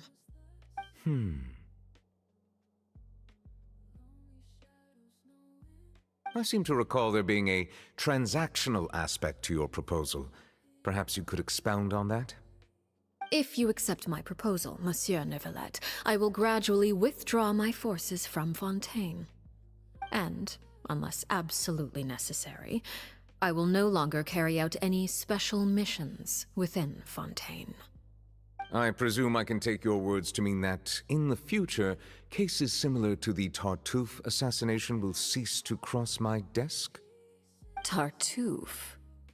Ah, that thief who embezzled funds from all those charities, you mean? My deepest condolences to his family, but without any evidence, I cannot imagine how the House of the Hearth might have been involved in his passing. Of course, if you accept my proposal, Monsieur Neuvillette, I'm sure certain measures could be taken to reduce the frequency of such troubles. You choose your words carefully indeed. In that case, I am inclined to accept your proposal. My thanks for your generosity, Monsieur Neuvillette. Well, with that settled, we should be going now. I took the liberty of bringing along 2 bottles of spring water from Snezhnaya for you to enjoy. I do hope I get the chance to hear your impressions. Perhaps at our next meeting, yes? Indeed. I trust you would not overlook your commitment in the meantime. All right, Traveler Paimon. Time to go. Okay.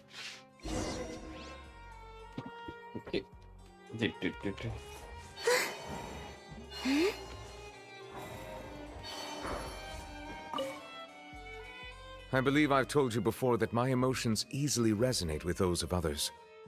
Yet in the few meetings I've had with that Harbinger, I haven't been able to sense any aspect of her emotional state. Her mind is like a still body of water.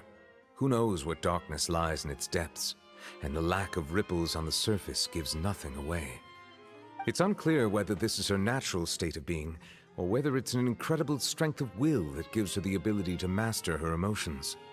Either scenario, however, suggests she is a very dangerous individual. I do not expect an explanation as to why you two are by her side. Whatever your reasoning, I would only advise you to take caution. Nhung. Nhung. Nhung. Nhung. Nhung.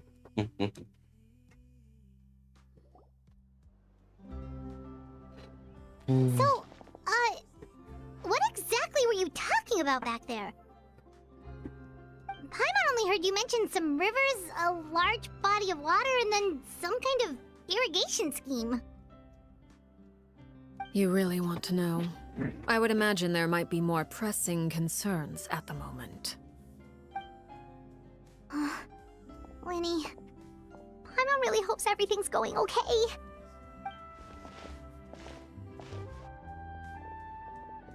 Oh, Paimon recognizes that look. You've got your thinking cap on, don't you, Traveler?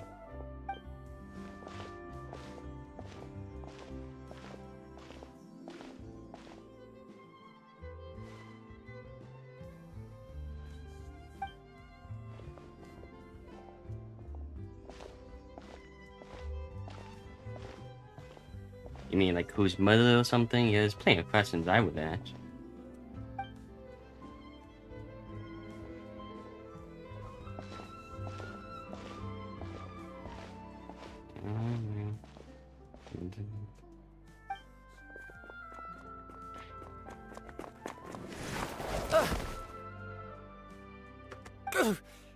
Oh, shoot. Are you alright? Oh, jeez. I'm so sorry. I was so focused on selling these papers, I wasn't looking where I was going. My bad. I actually wasn't paying attention. Well, let me make it up to you at least. Here, take this paper. On the house.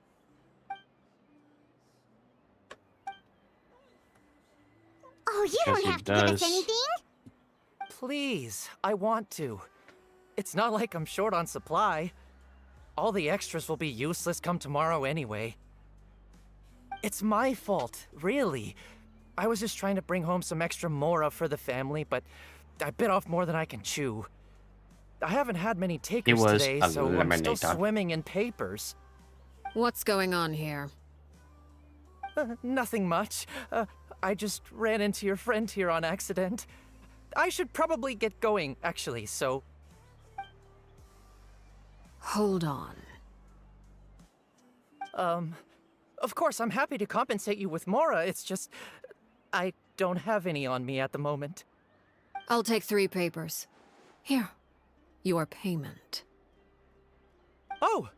Thank you for your patronage. May the Archons bless you with good fortune. If only I had the chance to run into such generous customers every day. I should probably just take on a smaller inventory though, right? I'm getting married soon, so sometimes it's hard to not get ahead of myself. Anyway, I should head out. Goodbye! Well, now that my affairs are settled, we should take the boat back to Poisson. We've even acquired some light reading to enjoy along the way. Actually, why don't we stick around for a little longer? Paimon just realized how hungry she is. She can't head back to Poisson on an empty stomach.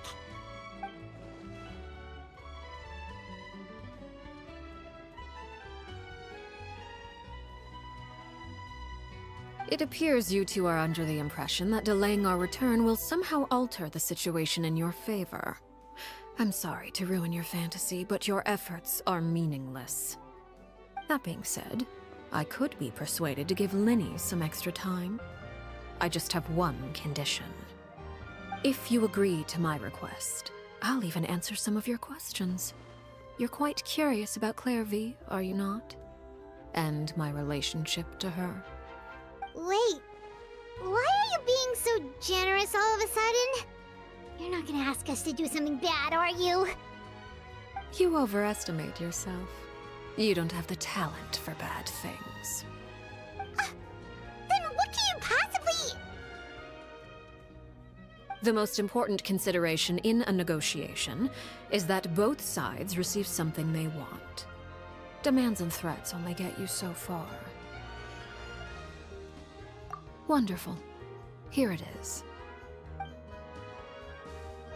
When the time comes, make the choice that you deem most appropriate in the situation, and lend your help to the House of the Hearth. Okay, sounds normal enough. But what do you mean, when the time comes? When is that supposed to be? That is for you to decide. Then we have a deal. Follow me.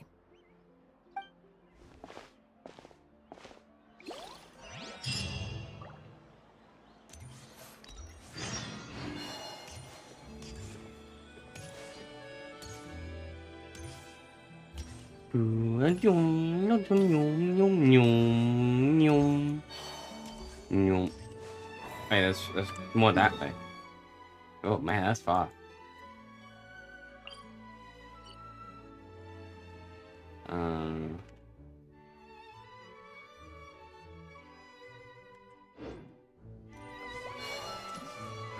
How far is 500 meters?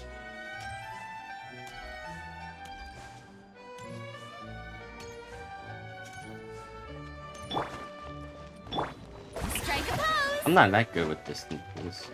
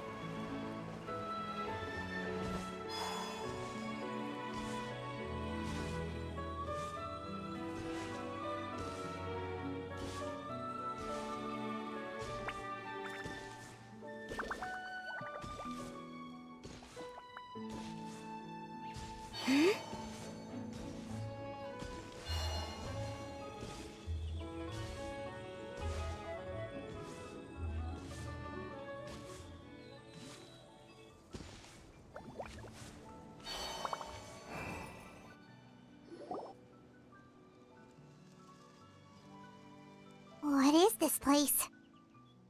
Somewhere long forgotten by everyone. It used to be a grand building. Now it's nothing more than a pile of rubble. No one comes here anymore, nor does anyone care about what once happened here. Although, this place does have something to do with the story I'm about to tell you. It was before I became a Harbinger, and before Linny and the others joined the House of the Hearth. Due to certain events, I first killed Clairvy and then her mother. And this is where it all happened. You were the one that killed Clairvy? Patience now. Allow me to explain Clairvy's side of the story first. I'll start from the beginning. Clairvy was 6 years old when she was brought by her mother, Crucibina, to live in the House of the Hearth. From the outside, it seemed like a fairy tale. A thriving family made up of kind adults and friendly children. Crucibina was the knave at that time, and the House of the Hearth was under her control. She was Clairvy's mother by blood, but she was also the mother to all the children in the house. Clairvy was happy here, for a time. But she quickly realized that being part of this family wasn't a fairy tale at all. It was a kind of purgatory. Purgatory? Exactly. The House of the Hearth takes in war orphans from all over Tevat. But as for how to raise them, that depends entirely on the person in charge. Crucibina came up with a novel idea. She would teach the children to fight, force them to duel each other, and then crown as the king of the house the child who proved themselves most worthy of inheriting her title. It's difficult to estimate the number of children who died or were maimed in the process. There's little I can say about the ones who died. The ones that emerged with permanent injuries, on the other hand, well, they still served a purpose. They would be handed over to the doctor to be experimented on, or sent away on dangerous missions. Nothing more than tools to be used and then discarded. So those were the experiments Clairvy was talking about. But what actually happened to her? You said that Clairvy was Crucibina's daughter, so if Clairvy tried to convince her to stop what she was doing, Crucibina probably would have listened, right? Despite being you have Clairvy's too much mother, faith. Crucibina cared little for her daughter. She forced Clairvy to join the House of the Hearth only as a means to demonstrate her own impartiality as a mother, to prove that she treated all her children equally. Clairvy did try to convince her mother to change her ways, but it was to no avail. After her efforts failed, the only other option was to rise up and try to fight back. Unfortunately, the other children had already been thoroughly indoctrinated into the illusion of happiness Crucibina had created. Of course, there was one exception. Someone Clairvy's age who knew the truth about the House of the Hearth. Her name was Peruere. Wait, the friend that Clairvy mentioned? Friend. And I guess that I suppose we can is call her father. that for now. Clairvy Yep, was a I knew cheerful it. and passionate person with a Knew tenacious it all spirit. along. Peruere, on the other hand, was rather cold-blooded. Her cold-blooded nature allowed her to see through Crucibina's facade. Yet, it was also this cold-bloodedness that prevented her from acting against it. At least at first. While Clairvy longed for freedom, Peruere was convinced that, amid all the fighting and violence, she would make it until the end. Despite their differences, the two became fast friends, united by their knowledge of the truth. Clairvy told Peruere that she hoped to create a real family, where no one would be killed or sacrificed. There may have been a certain naivete to her ideas, but Clairvy proved her determination many times over. She tried countless times to run away, ask for help, or expose the truth. But her efforts only earned her beating after beating. The only thing that kept her going was her strength of will. Even with her body racked with pain, she would still stand on her tiptoes and open the window at night. She and Perouer would look out at the moon together, a fierce longing for freedom shining in her eyes. But one day that light simply vanished. Oh no. What happened? Her hopelessness resulted from a culmination of things. 10 years had passed. 10 years worth of failure after failure. She and Perouer weren't children anymore, but finding any chance to escape still seemed as hopeless as ever. It was during this time that Perouer suggested a new plan. If escaping was out of the question, why not take down the very person sitting on top of this throne of lies? Mother herself. Clairvy rejected that proposal. She claimed that, as a famous harbinger, Crucibina possessed an unimaginable amount of power. Trying to kill her would have an incredibly low chance of success. Clairvy never gave another reason, but Perouer could see it written all over her face. Clairvy still thought of Crucibina as her mother. Killing her own flesh and blood was a line she couldn't bring herself to cross. If she couldn't escape and fight back, then only one option remained. Precisely. Death was the only way that she felt she could be free. It happened during a duel. When she arrived at the dueling ring that day, her partner turned out to be none other than Perouer, the very person that had stood by her side all those years. It was a fierce battle. But ultimately, Clairvy decided to let Perouer end her life. From that moment on, Perouer's journey was one written in flames. When the rain finally came and washed it all away, there she stood, the sole victor in Mother's endless game of slaughter. A trail of corpses strewn across her path to success. It was the very result she had predicted 10 years prior. Even then, she believed she would make it until the end. She wasn't surprised by the fact that she emerged as Mother's undisputed heir. Rather, her success left her with an inexplicable sense of restlessness. She was unsettled, and there was only one thing that could quell that sensation. Perhaps you two would like to take a guess as to what it was? Crucibina, you mean? But... Correct. This is the place where Perouer killed her best friend. A mere year later, this is also the place where she fought tooth and nail to kill the mother they shared. The moment she acted, any conception of what was right or wrong ceased to matter. It's one of the principles of the house.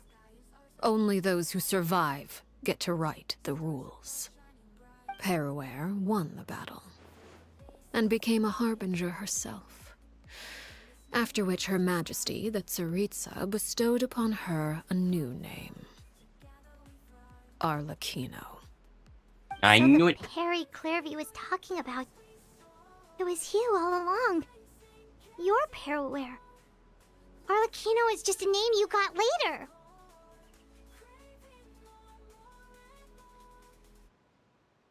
I left that name behind long ago. I must say, hearing it now does bring back memories. After I defeated Crucibina, the moniker of Mother died with her. I chose to forego the title she called herself, and even chose to give up my own name. I rebuilt the House of the Hearth under a new identity. Not only as Arlecchino, but as father. And that is where the story ends. Any more questions? Yeah. Based on what you just told us, Clairvy wasn't a little kid when she was killed. So the Clairvy we met... Was she really a spirit at all? I suppose you could call her an illusion born of flame. Her existence is like ashes to a fire. Something left over in the wake of blaze and ruin. You see, A certain power runs through my veins. It's not unlike a curse. My flames leave behind shadows of anything they consume. Of course, the chances of those shadows morphing into a sentient entity are exceedingly slim. Clairvy is a very special case. Clairvy died when she was 16 years old, but what emerged from the flames was her 6-year-old self. Her appearance wasn't the only thing affected. Most of her memories were lost to the blaze as well. Memory is a mysterious thing indeed. Losing a portion of your memories will alter your sense of self. Lose 10 years' worth, however, and it would be like living in the past. Like returning to a version of yourself that never grew up. No wonder Paimon got such a weird feeling when we were talking to her. Perhaps I should put it this way. Clairvy is someone trapped in time. It may seem like she exists with us in the present, but she truly lives in the confines of her own past. So if all of that is true, then you must have known about Clairvy for a long time. Indeed. She's a rather volatile and unstable entity. Sometimes she would look after the children. She's even saved some of their lives. But other times, she would hide from me and become obsessed with revealing the truth about the house to anyone who will listen. Shadows don't have the capacity to learn or grow. Any new information they encounter is quickly forgotten over time. Your attempts to expose Clairvy to sunlight. They failed, yes. The reason is actually quite simple. In Clairvy's mind, the house is impossible to escape, and it is this very perception that traps her there. But no matter. All I have to do is kill her again, and all will be resolved. I don't anticipate so much as a single speck of ash will be left behind this time. Wait! Paimon can understand why you might want her gone, but isn't there another way? So what if she's trapped in her 6-year-old self? She's still your friend! At least talk to her first! It's too late for that. She broke the rules, and now she must be punished. That goes for Filial and Nantoy as well. She's had quite the effect on them. I hope you understand the difference between Crucibina and myself lies in our formulation of the rules, not our policy for enforcing them. Upholding the rules without question is a trait we both share, because that is how a household should be run. Is this really what you want to do? Whatever could you mean? Don't you want to say a proper goodbye at least? Whether as a killer or as a father, there are two things that must be avoided at all costs: anger and sorrow. Anger makes you impulsive. Sorrow causes you to waver. Well, it appears it's about time to proceed. Before we arrived, I told some of my well-behaved children to bring our troublemakers here by nightfall. I do believe I've kept my end of the deal. I give your friends quite a bit more time. As for what happens now, we'll just have to wait and see.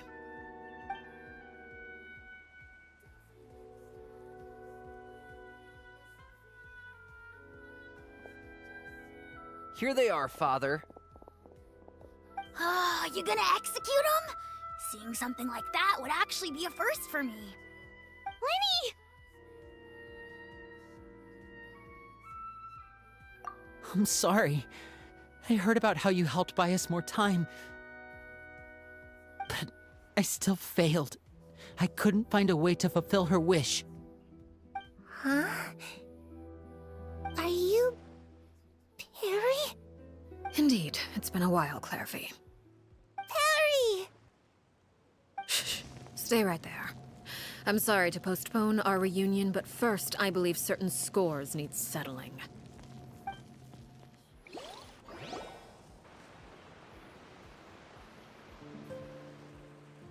Father, let me explain. Out of my way. Father! You chose to conceal a threat to the house. And for that, you must be punished. Overall, however, I suppose your wrongdoing is hardly the most egregious of the bunch, so I'll deal with your punishments later. As for right now, the more pressing concerns are the traitors among us. By traitors? Do you mean us? Father, let me explain. We didn't mean to. Fultz, why don't you share what you heard? Yes, Father. Secret Midnight Meeting number 3. Participants, Filial, Nantoi, Sato, Toddy. Nantoi clearly said, if only Father wasn't the one who took us in. Sato added, I'm sick of this life. I just want to live as a normal person. Filial was the worst of them all. She called us crazies and said a bunch of mean things about Father. I did not! You're lying! Fultz is trying to frame us! It's not like I'm the only one who heard those things. After that, you and Toddy and a bunch of other people started talking about Clairvy. You were using all those things Clairvy brought up as an excuse to question Father. We're birds locked in a cage. The only way out is to destroy it. That's what you said, wasn't it? You little... You just want me gone, don't you? What did I ever do to you, huh? And you, Sheplo, have you forgotten who stood by your sickbed, watched over you, and changed your dressings? Come on, let's hear it then. What's your reason for all this?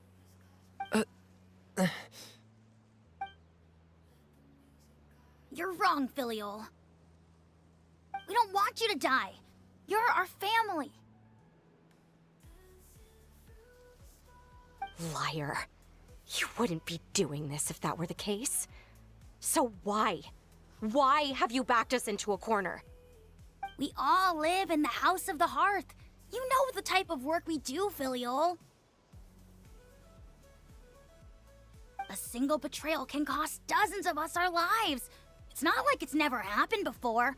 That kind of thing is hard to forget. That's why the House of the Hearth cannot tolerate any form of betrayal. Ever since we came to Poisson, you've had 7 secret meetings. A lot of the things you talked about really crossed the line. You've been spying on us for half a month? Wait a second.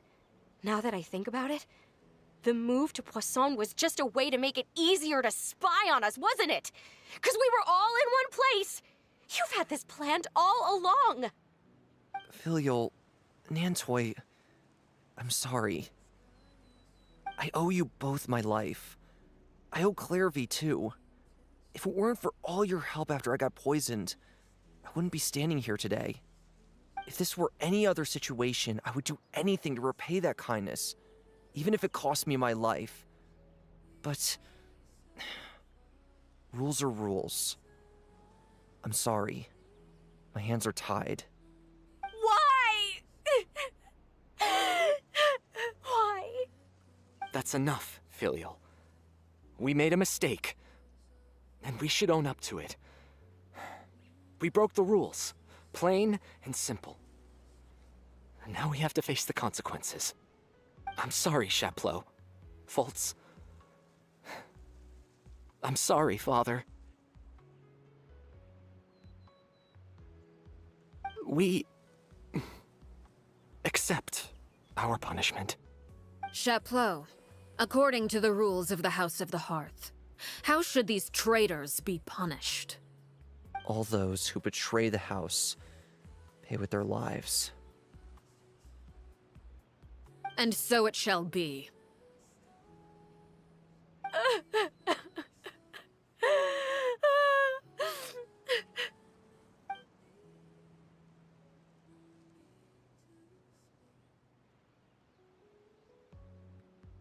Father, please wait! Something you want to say, Linny? Please reconsider, Father. What Filial and the others did, Does it really count as betrayal? We all come from broken families. From the very first day we joined the House of the Hearth, we wanted nothing more than to make it a real home.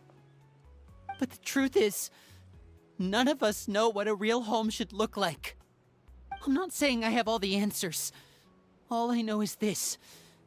Killing Filial and the others may uphold the rules, but doing so will only bring us further away from being a real family than we've ever been. So please, Father, please, reconsider. I agree with Linny.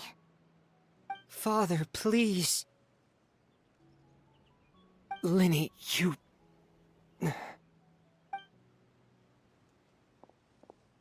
I also agree with Linny.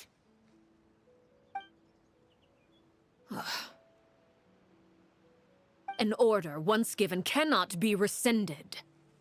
However, given the extent of your determination, I suppose we shall have to go about this a different way. Draw your weapons and face me. Our weapons? Father, are you referring to a duel?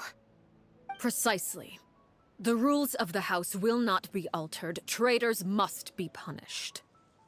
However, resolving disputes with a duel is also one of our rules, one that also applies to me. Demonstrate a sufficient showing of strength, and I shall offer a concession. Wait.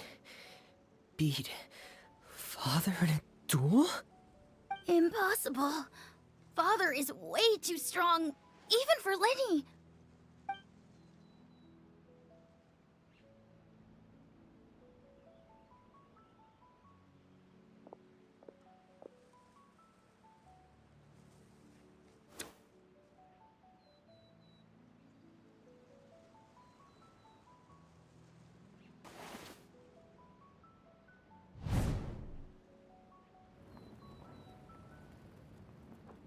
Did you hear that, Traveler?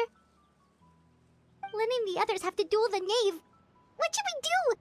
Can they really win something like that? If they lose, those people from the house are really gonna be executed. Hey, are you listening?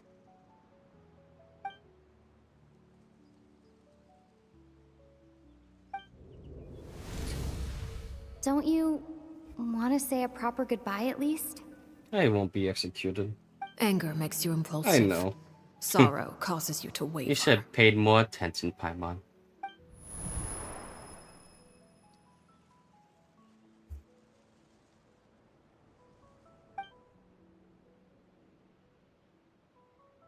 Oh, looking at that expression on her face, she seems really serious about this. Guess that means there's no chance she's throwing the duel on purpose, huh? When guests are around, families are often on their best behavior. And any disputes are less likely to escalate. When the time comes, make the choice that you deem most appropriate in the situation, and lend your help to the House of the Hearth. What's wrong, Traveler? Hey, where are you going? Traveler?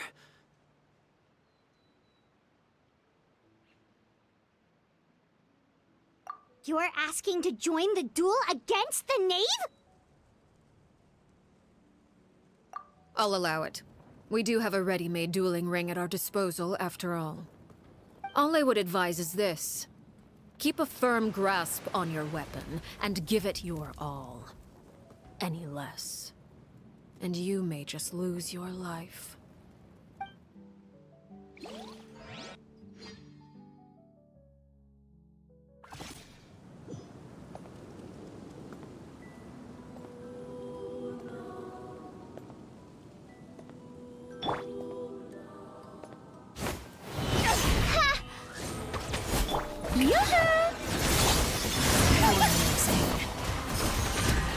With these rising flames... Watch out for Father's movements!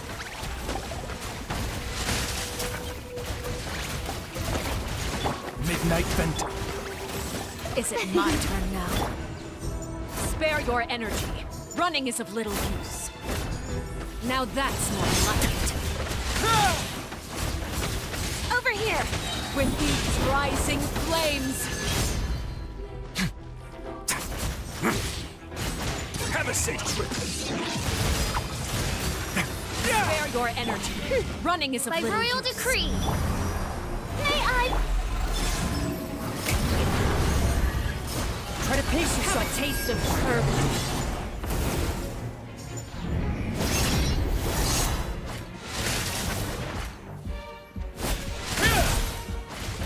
One more, please. a moonlit night for all? Watch out for Father's movements!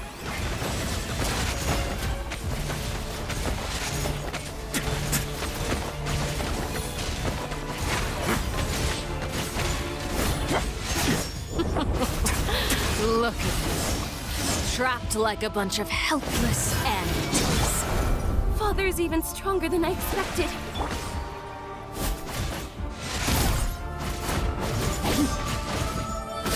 Away now.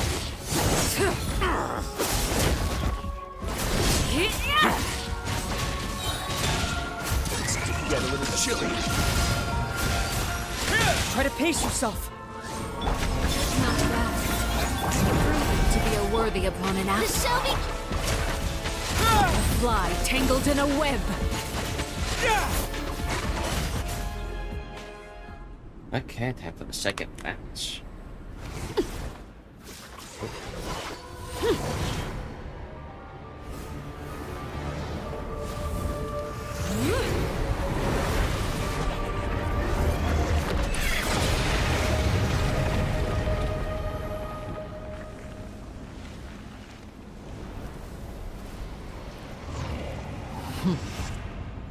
It's into two worlds. Kindness has been seared away. Let's begin. My blade is all that remains. oh, brilliant! Time to shine! By royal decree. Now's our chance. Over here.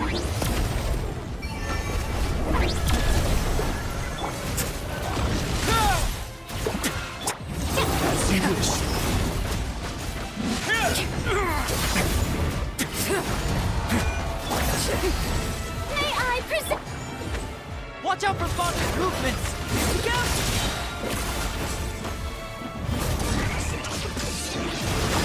Bing! Hey, baby, hello.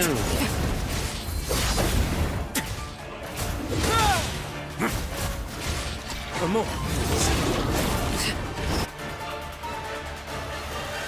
I'm just finding a father real quick.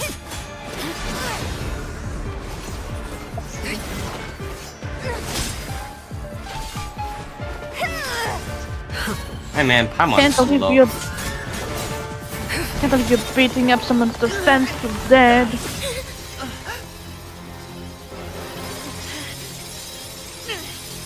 You should know better than to crowd in one place.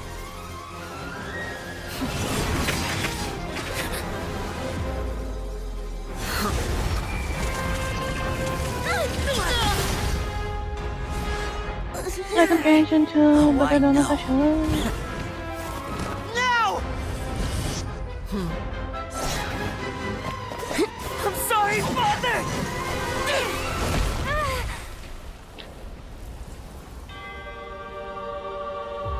Do you think I should try?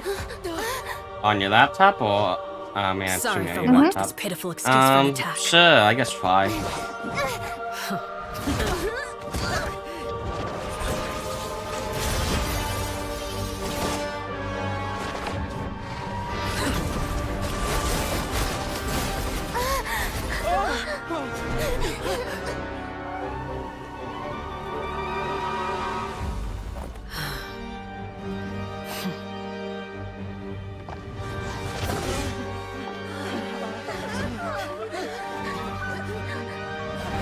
Father, no!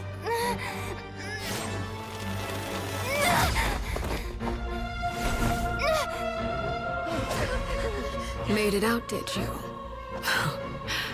You're stronger than I expected.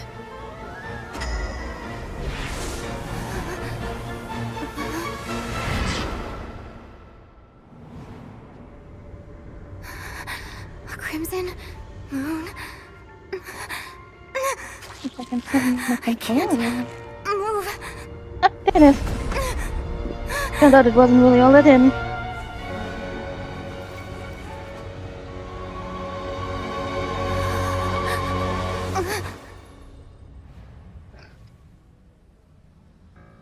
Still, not strong enough to beat me.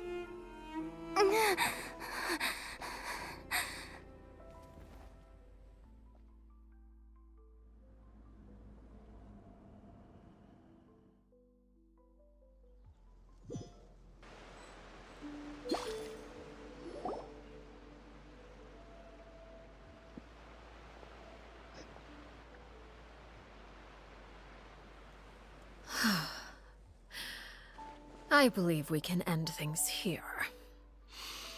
It's not often that we get to enjoy the company of guests, after all. We wouldn't want things to get too out of hand. Brother, are you alright? Lenny!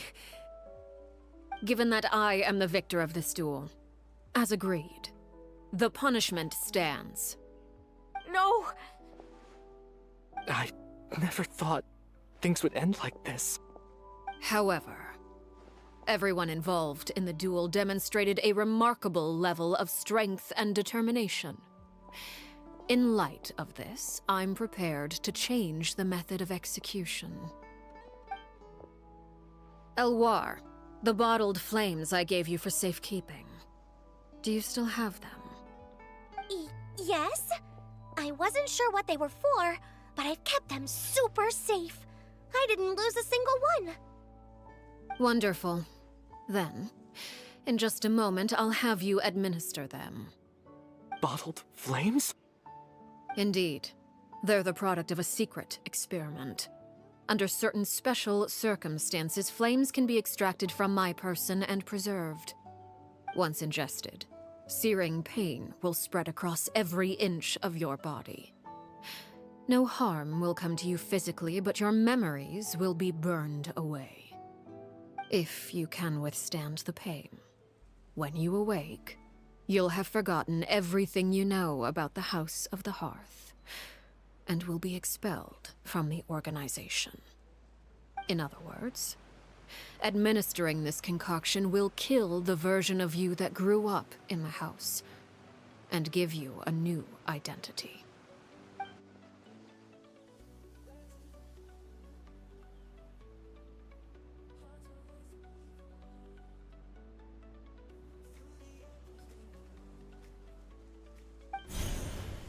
Memory is a mysterious thing indeed. Losing a portion of your memories will alter your sense of self.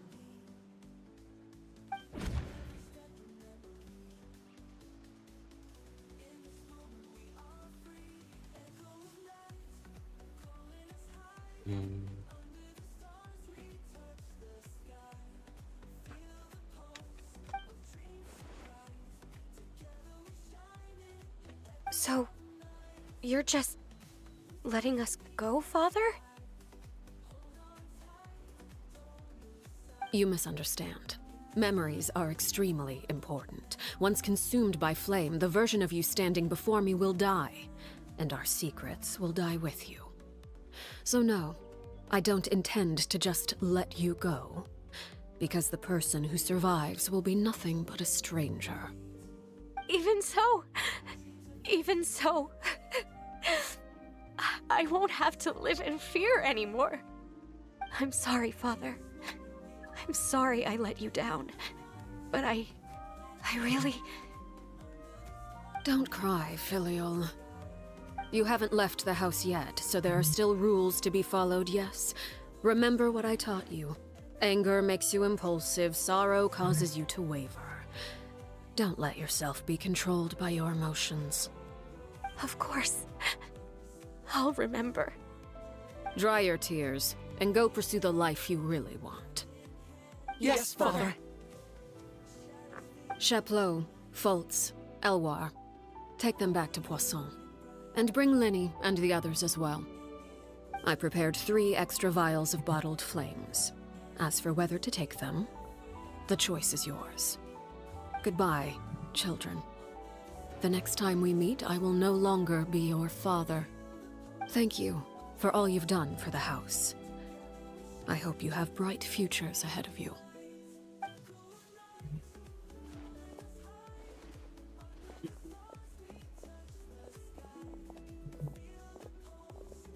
Father.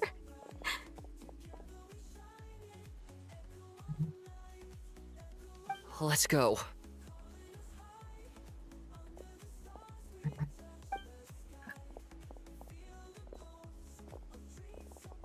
Here, grab my arm, Linny. I'll help you walk back. Thank you.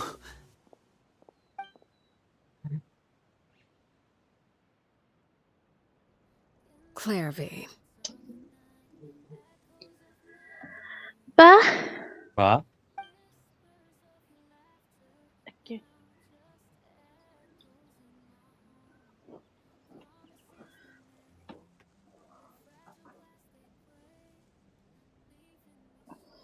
Can we talk now? I've been waiting for a super long time. You really are Perry, aren't you? I haven't seen you in so long. How come you're all grown up? Wait, did I somehow travel to the future on accident? Or am I dreaming? What a long dream. Neither. You died, Clairvy. That's what happened. You could have at least sugarcoated it a little. Look, she's done speechless.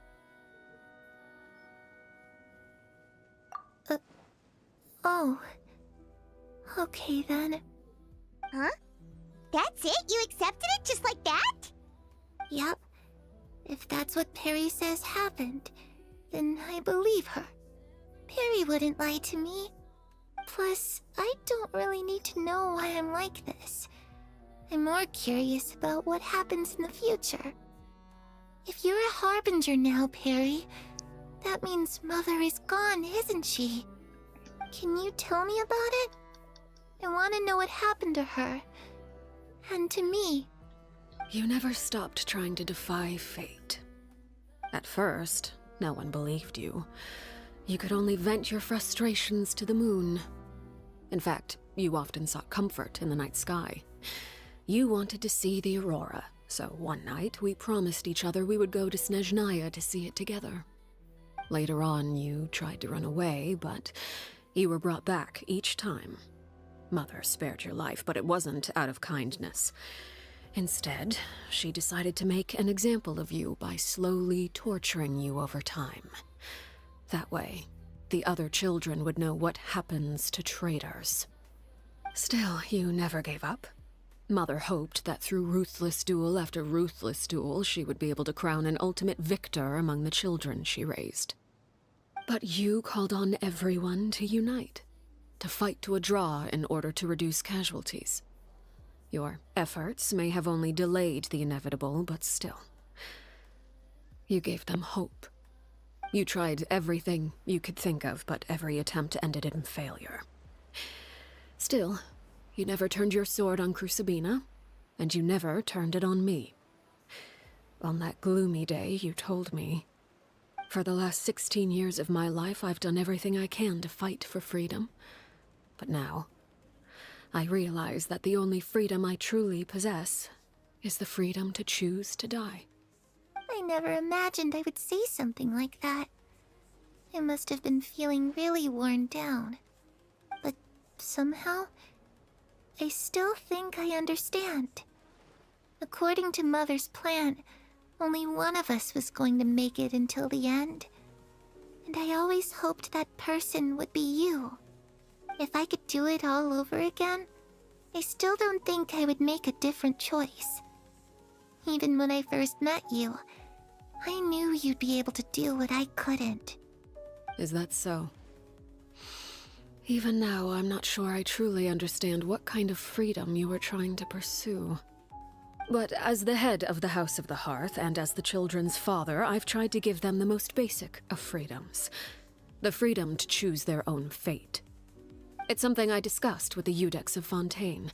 The children who want to leave the house will have their memories wiped clean of all secrets pertaining to the organization. In return, they will be allowed to live a normal life in Fontaine without being prosecuted for their past. Of course, I won't simply hand freedom to them on a silver platter.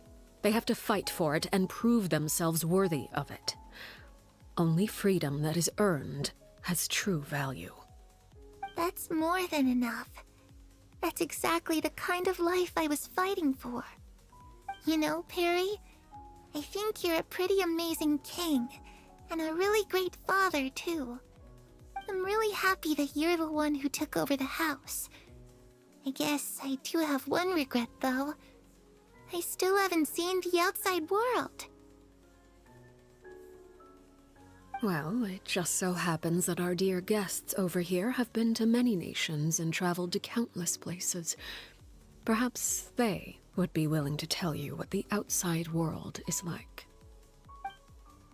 Really? Of course! We've traveled all over the place. We've got so many stories, we could probably talk your ears off for 3 days straight! I mean 3 years straight.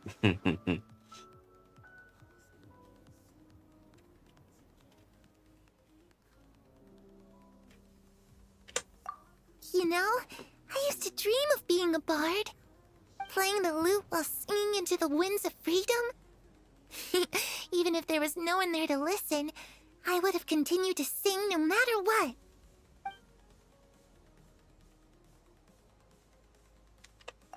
Ah, that's where Mora comes from. I never knew that before. If I had some Mora, I would buy 3 new dresses. One for me, one for Perry, and one for Mother. It's just too bad Perry doesn't like wearing dresses. And Mother, well, she probably wouldn't accept something like that either. I guess I'd just have to keep them all for me then. I could wear a different one every day. One definitely gonna be way too big for you. Those yokai you mentioned, what do they look like? I once saw a drawing of this one guy with horns on his head and a super scary face. Are there any yokai like that? Oh, sounds like you're talking about an Oni. Yep, we've met one, and let Paimon tell you, they're not nearly as scary as they look.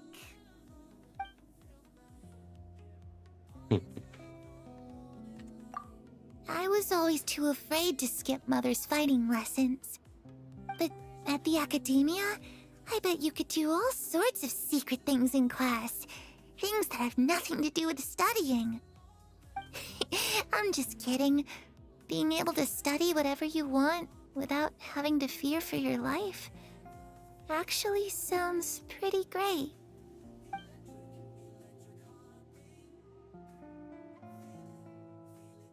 If I say The situation was super dangerous. Lenny and Lynette were accused of committing a crime, and they were going to have to stand trial at the Opera Epicles. Oh no, that must have been hard for all of you. What happened next? Don't worry, we were able to turn the situation around super quickly, all thanks to Detective Paimon, of course. How'd you do that? Come on, tell me. Okay, so it was like this. After the failed magic show, we rushed to the scene and...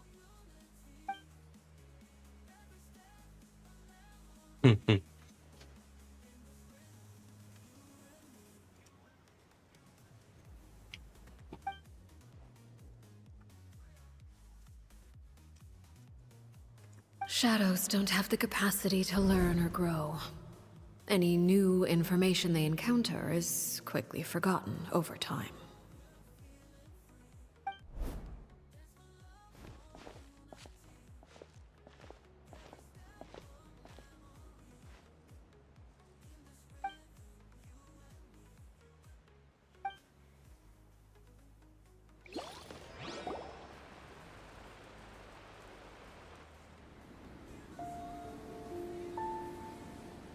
Clairvy, you've worked tirelessly from the shadows to overthrow the House of the Hearth.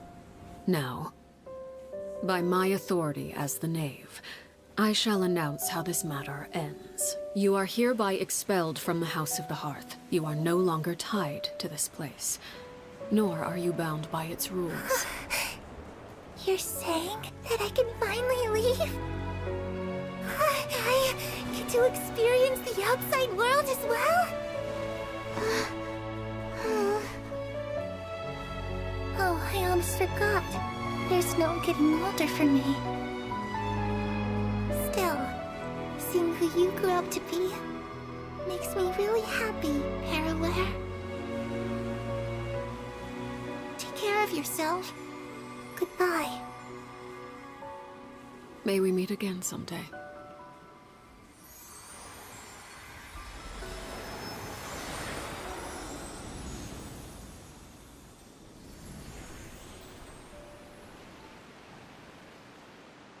Clairvy. She left so soon. Paimon didn't even get to finish her story.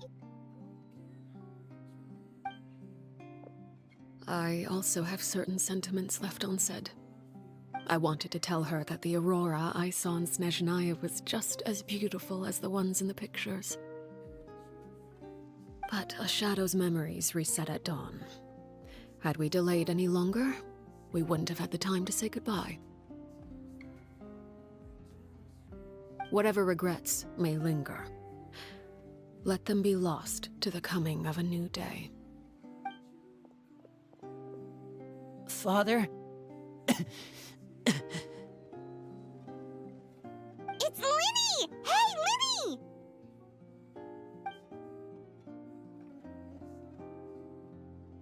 What is he doing back here? Let's go check it out.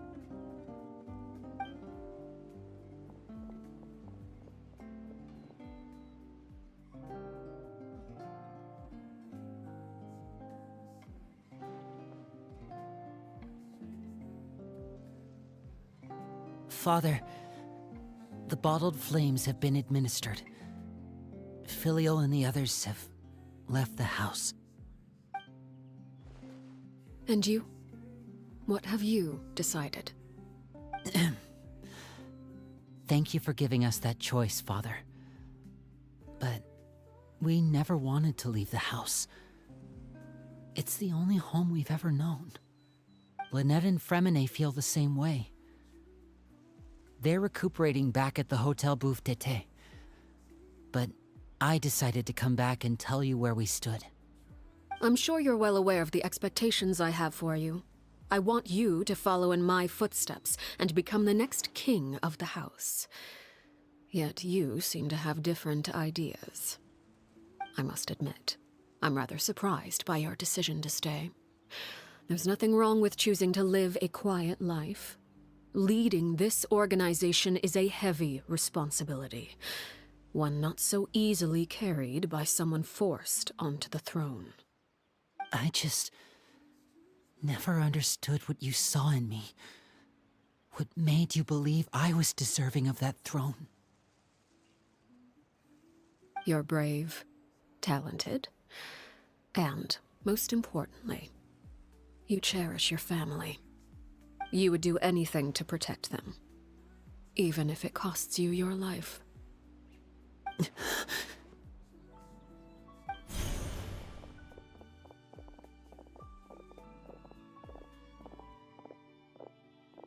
Speaking up back there was so brave of you, Linny. It's all thanks to you that we were able to convince Father to back down. You're a hero, Linny. Hero? Father is the real hero. Had Father gone all out during the duel, there's no way I would have walked away with my life. She must have had it all planned from the beginning, from the very moment she suggested a duel. I'm not deserving of that title. I'm not strong enough or smart enough. You're wrong. In my opinion, all you need to be deserving of the throne is conviction and the necessary strength to act on it. We may have different ideas of what it means to be a family, but you can hardly be said to lack conviction. What you truly lack is strength. For someone of your talent, though, that's something that will come with time. Even without that strength, you still chose to face me in a duel, even though the odds were stacked against you. That capacity to honor your convictions is what I truly see in you. Father. No one knows what the future holds, what tragedy or triumph may be in store. Being at the head of this organization requires the strength of will to face whatever comes. Caution will only hold you back. If reaching a certain standard were required to go after what you want, I would never have succeeded in killing my predecessor. Back then, there was still a considerable gap between our abilities. Strength may decide the ultimate victor, but those who let a lack of strength dictate their decisions or undermine their convictions will never be worthy of the throne. I understand, Father. Thank you. Children must grow up to surpass their parents.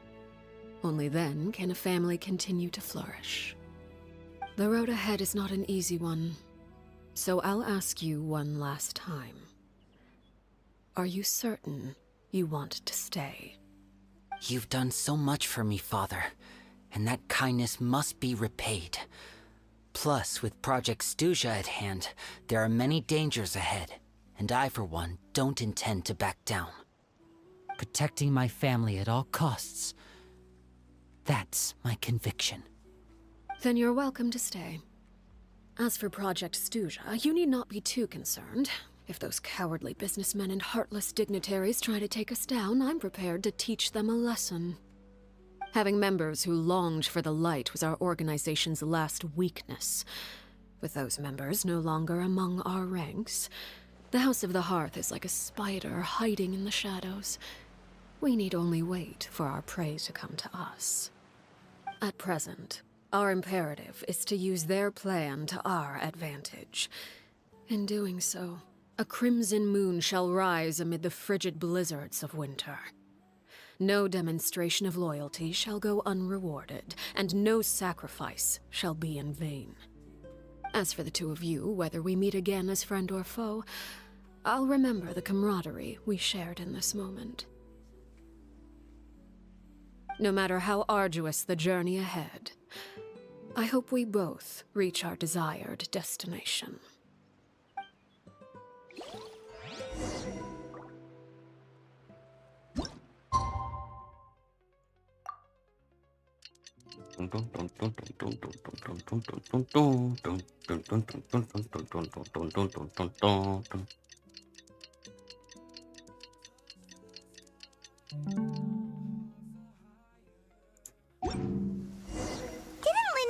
Lynette and Fremine were recovering at the Hotel Bouffe d'été?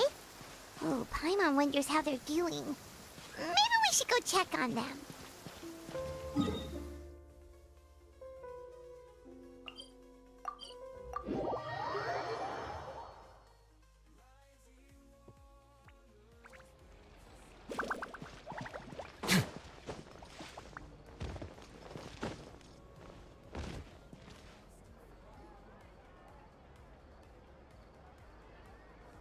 Lynette? Fremine? How are you feeling? Much better. Whew, what a relief! What about you? Are you feeling alright? I knew you'd come out unscathed. Us, on the other hand, well, we've been bedridden for 2 days. I couldn't even turn over. Oh, and I wanted to ask, is Clairvy gone? Linny and the other members have left Poisson and returned to the House of the Hearth. According to him, there haven't been any more sightings of a spirit roaming the house.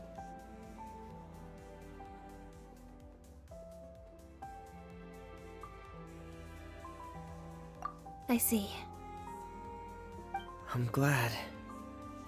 Father came to check up on us 2 days ago and told us about what happened with Crucibina and Clairvy. Actually, I've met Crucibina before.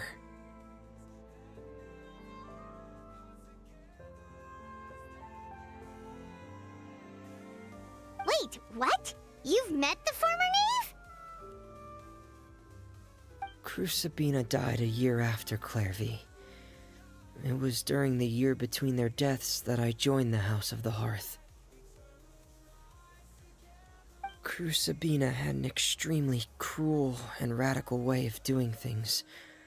While she was alive, the atmosphere in the house was suffocating.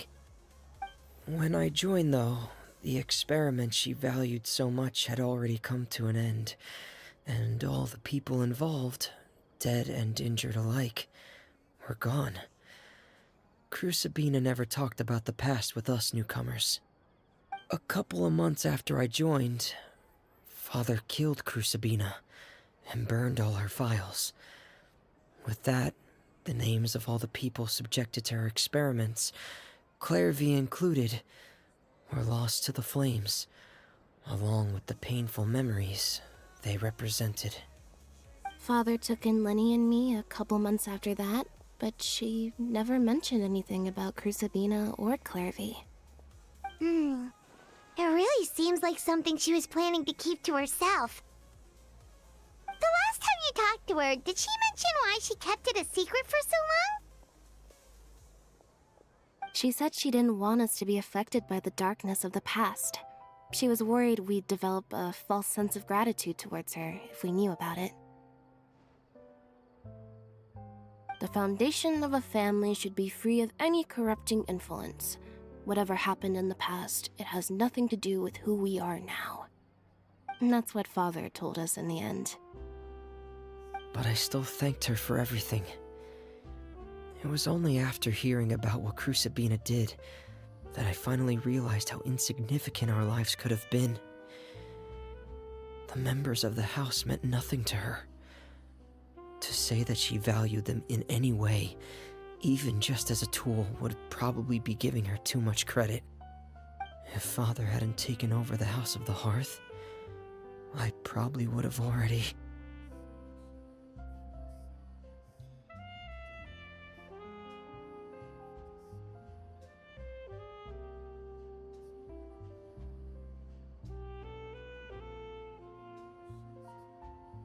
Father rarely brings up the fact that she saved us. She doesn't believe that being indebted to her should be what ties us together. But even if we didn't owe her anything, we would still choose to stay. Because this is our home. We may have arguments or times when we feel wronged. Some people may even choose to leave. But as long as Father is here, we will always have a home. Whether the path before us is bathed in sunlight or shrouded in shadow, we'll follow Father wherever she chooses to go. So I wanted to say thank you for helping us make it through this crisis. Without your help, we could have lost a lot more along the way. Oh, we didn't do anything, really. Of course. You're welcome anytime. Are Filial and Nantoy okay? I actually saw them at a cafe this morning. They didn't recognize me. From what I could tell, they were drinking coffee and talking about one of the operas that started running recently. They seemed happy. If I had to take a guess, I would say they finally found the kind of life they always wished for.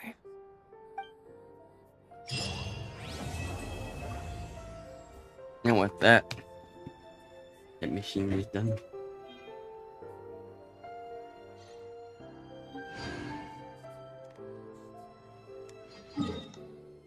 And with that, you have killed someone's father? No. I once considered keeping some. They're not deed.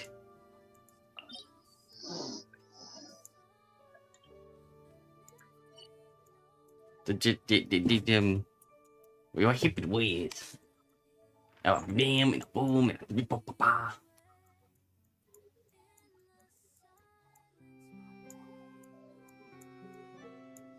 Anyway,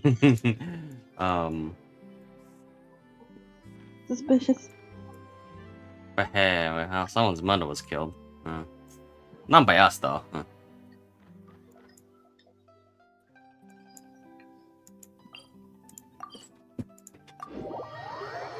We got nothing to do with that one. It happened well before our time. Oh, I guess not technically well before our time. But it happened before. We were taking a nap during all these events. A nice peaceful nap.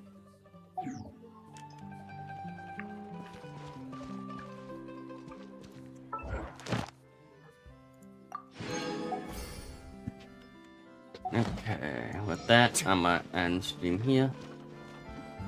Goodbye, everyone. Astra Abyssosk. Take care. Stay safe, stay well. Have a great rest of your days, afternoons, nights, evenings. Bye.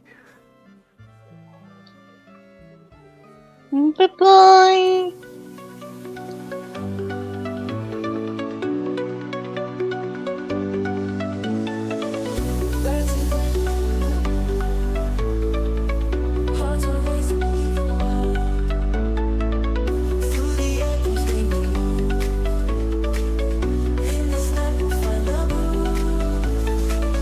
Lost in rhythm, feel the beat. Dreams are dancing on repeat. Every step a memory. In this moment we are free. Echo of night, calling us high. Under the stars we touch the sky. Feel the pulse of dreams so bright. Together we shine it. Echo of night. Whispers in the air so light. Hold on tight, don't lose sight.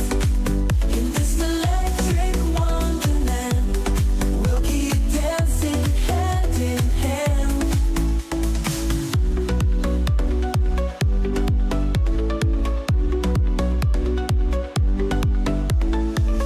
Lost in rhythm, feel the beat.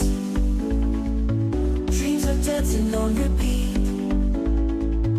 Every step a memory. In this moment we are free. Echo of night, calling us high. Under the stars we touch the sky. Feel the pulse of dreams so bright. Together we shine it. Echo of night. Whispers in the air so light. Hold on tight, don't lose sight. In this electric wonderland, we'll keep dancing hand in hand. Shadows fading, dawns of light, but our glow stays burning bright. In the echoes we'll remain.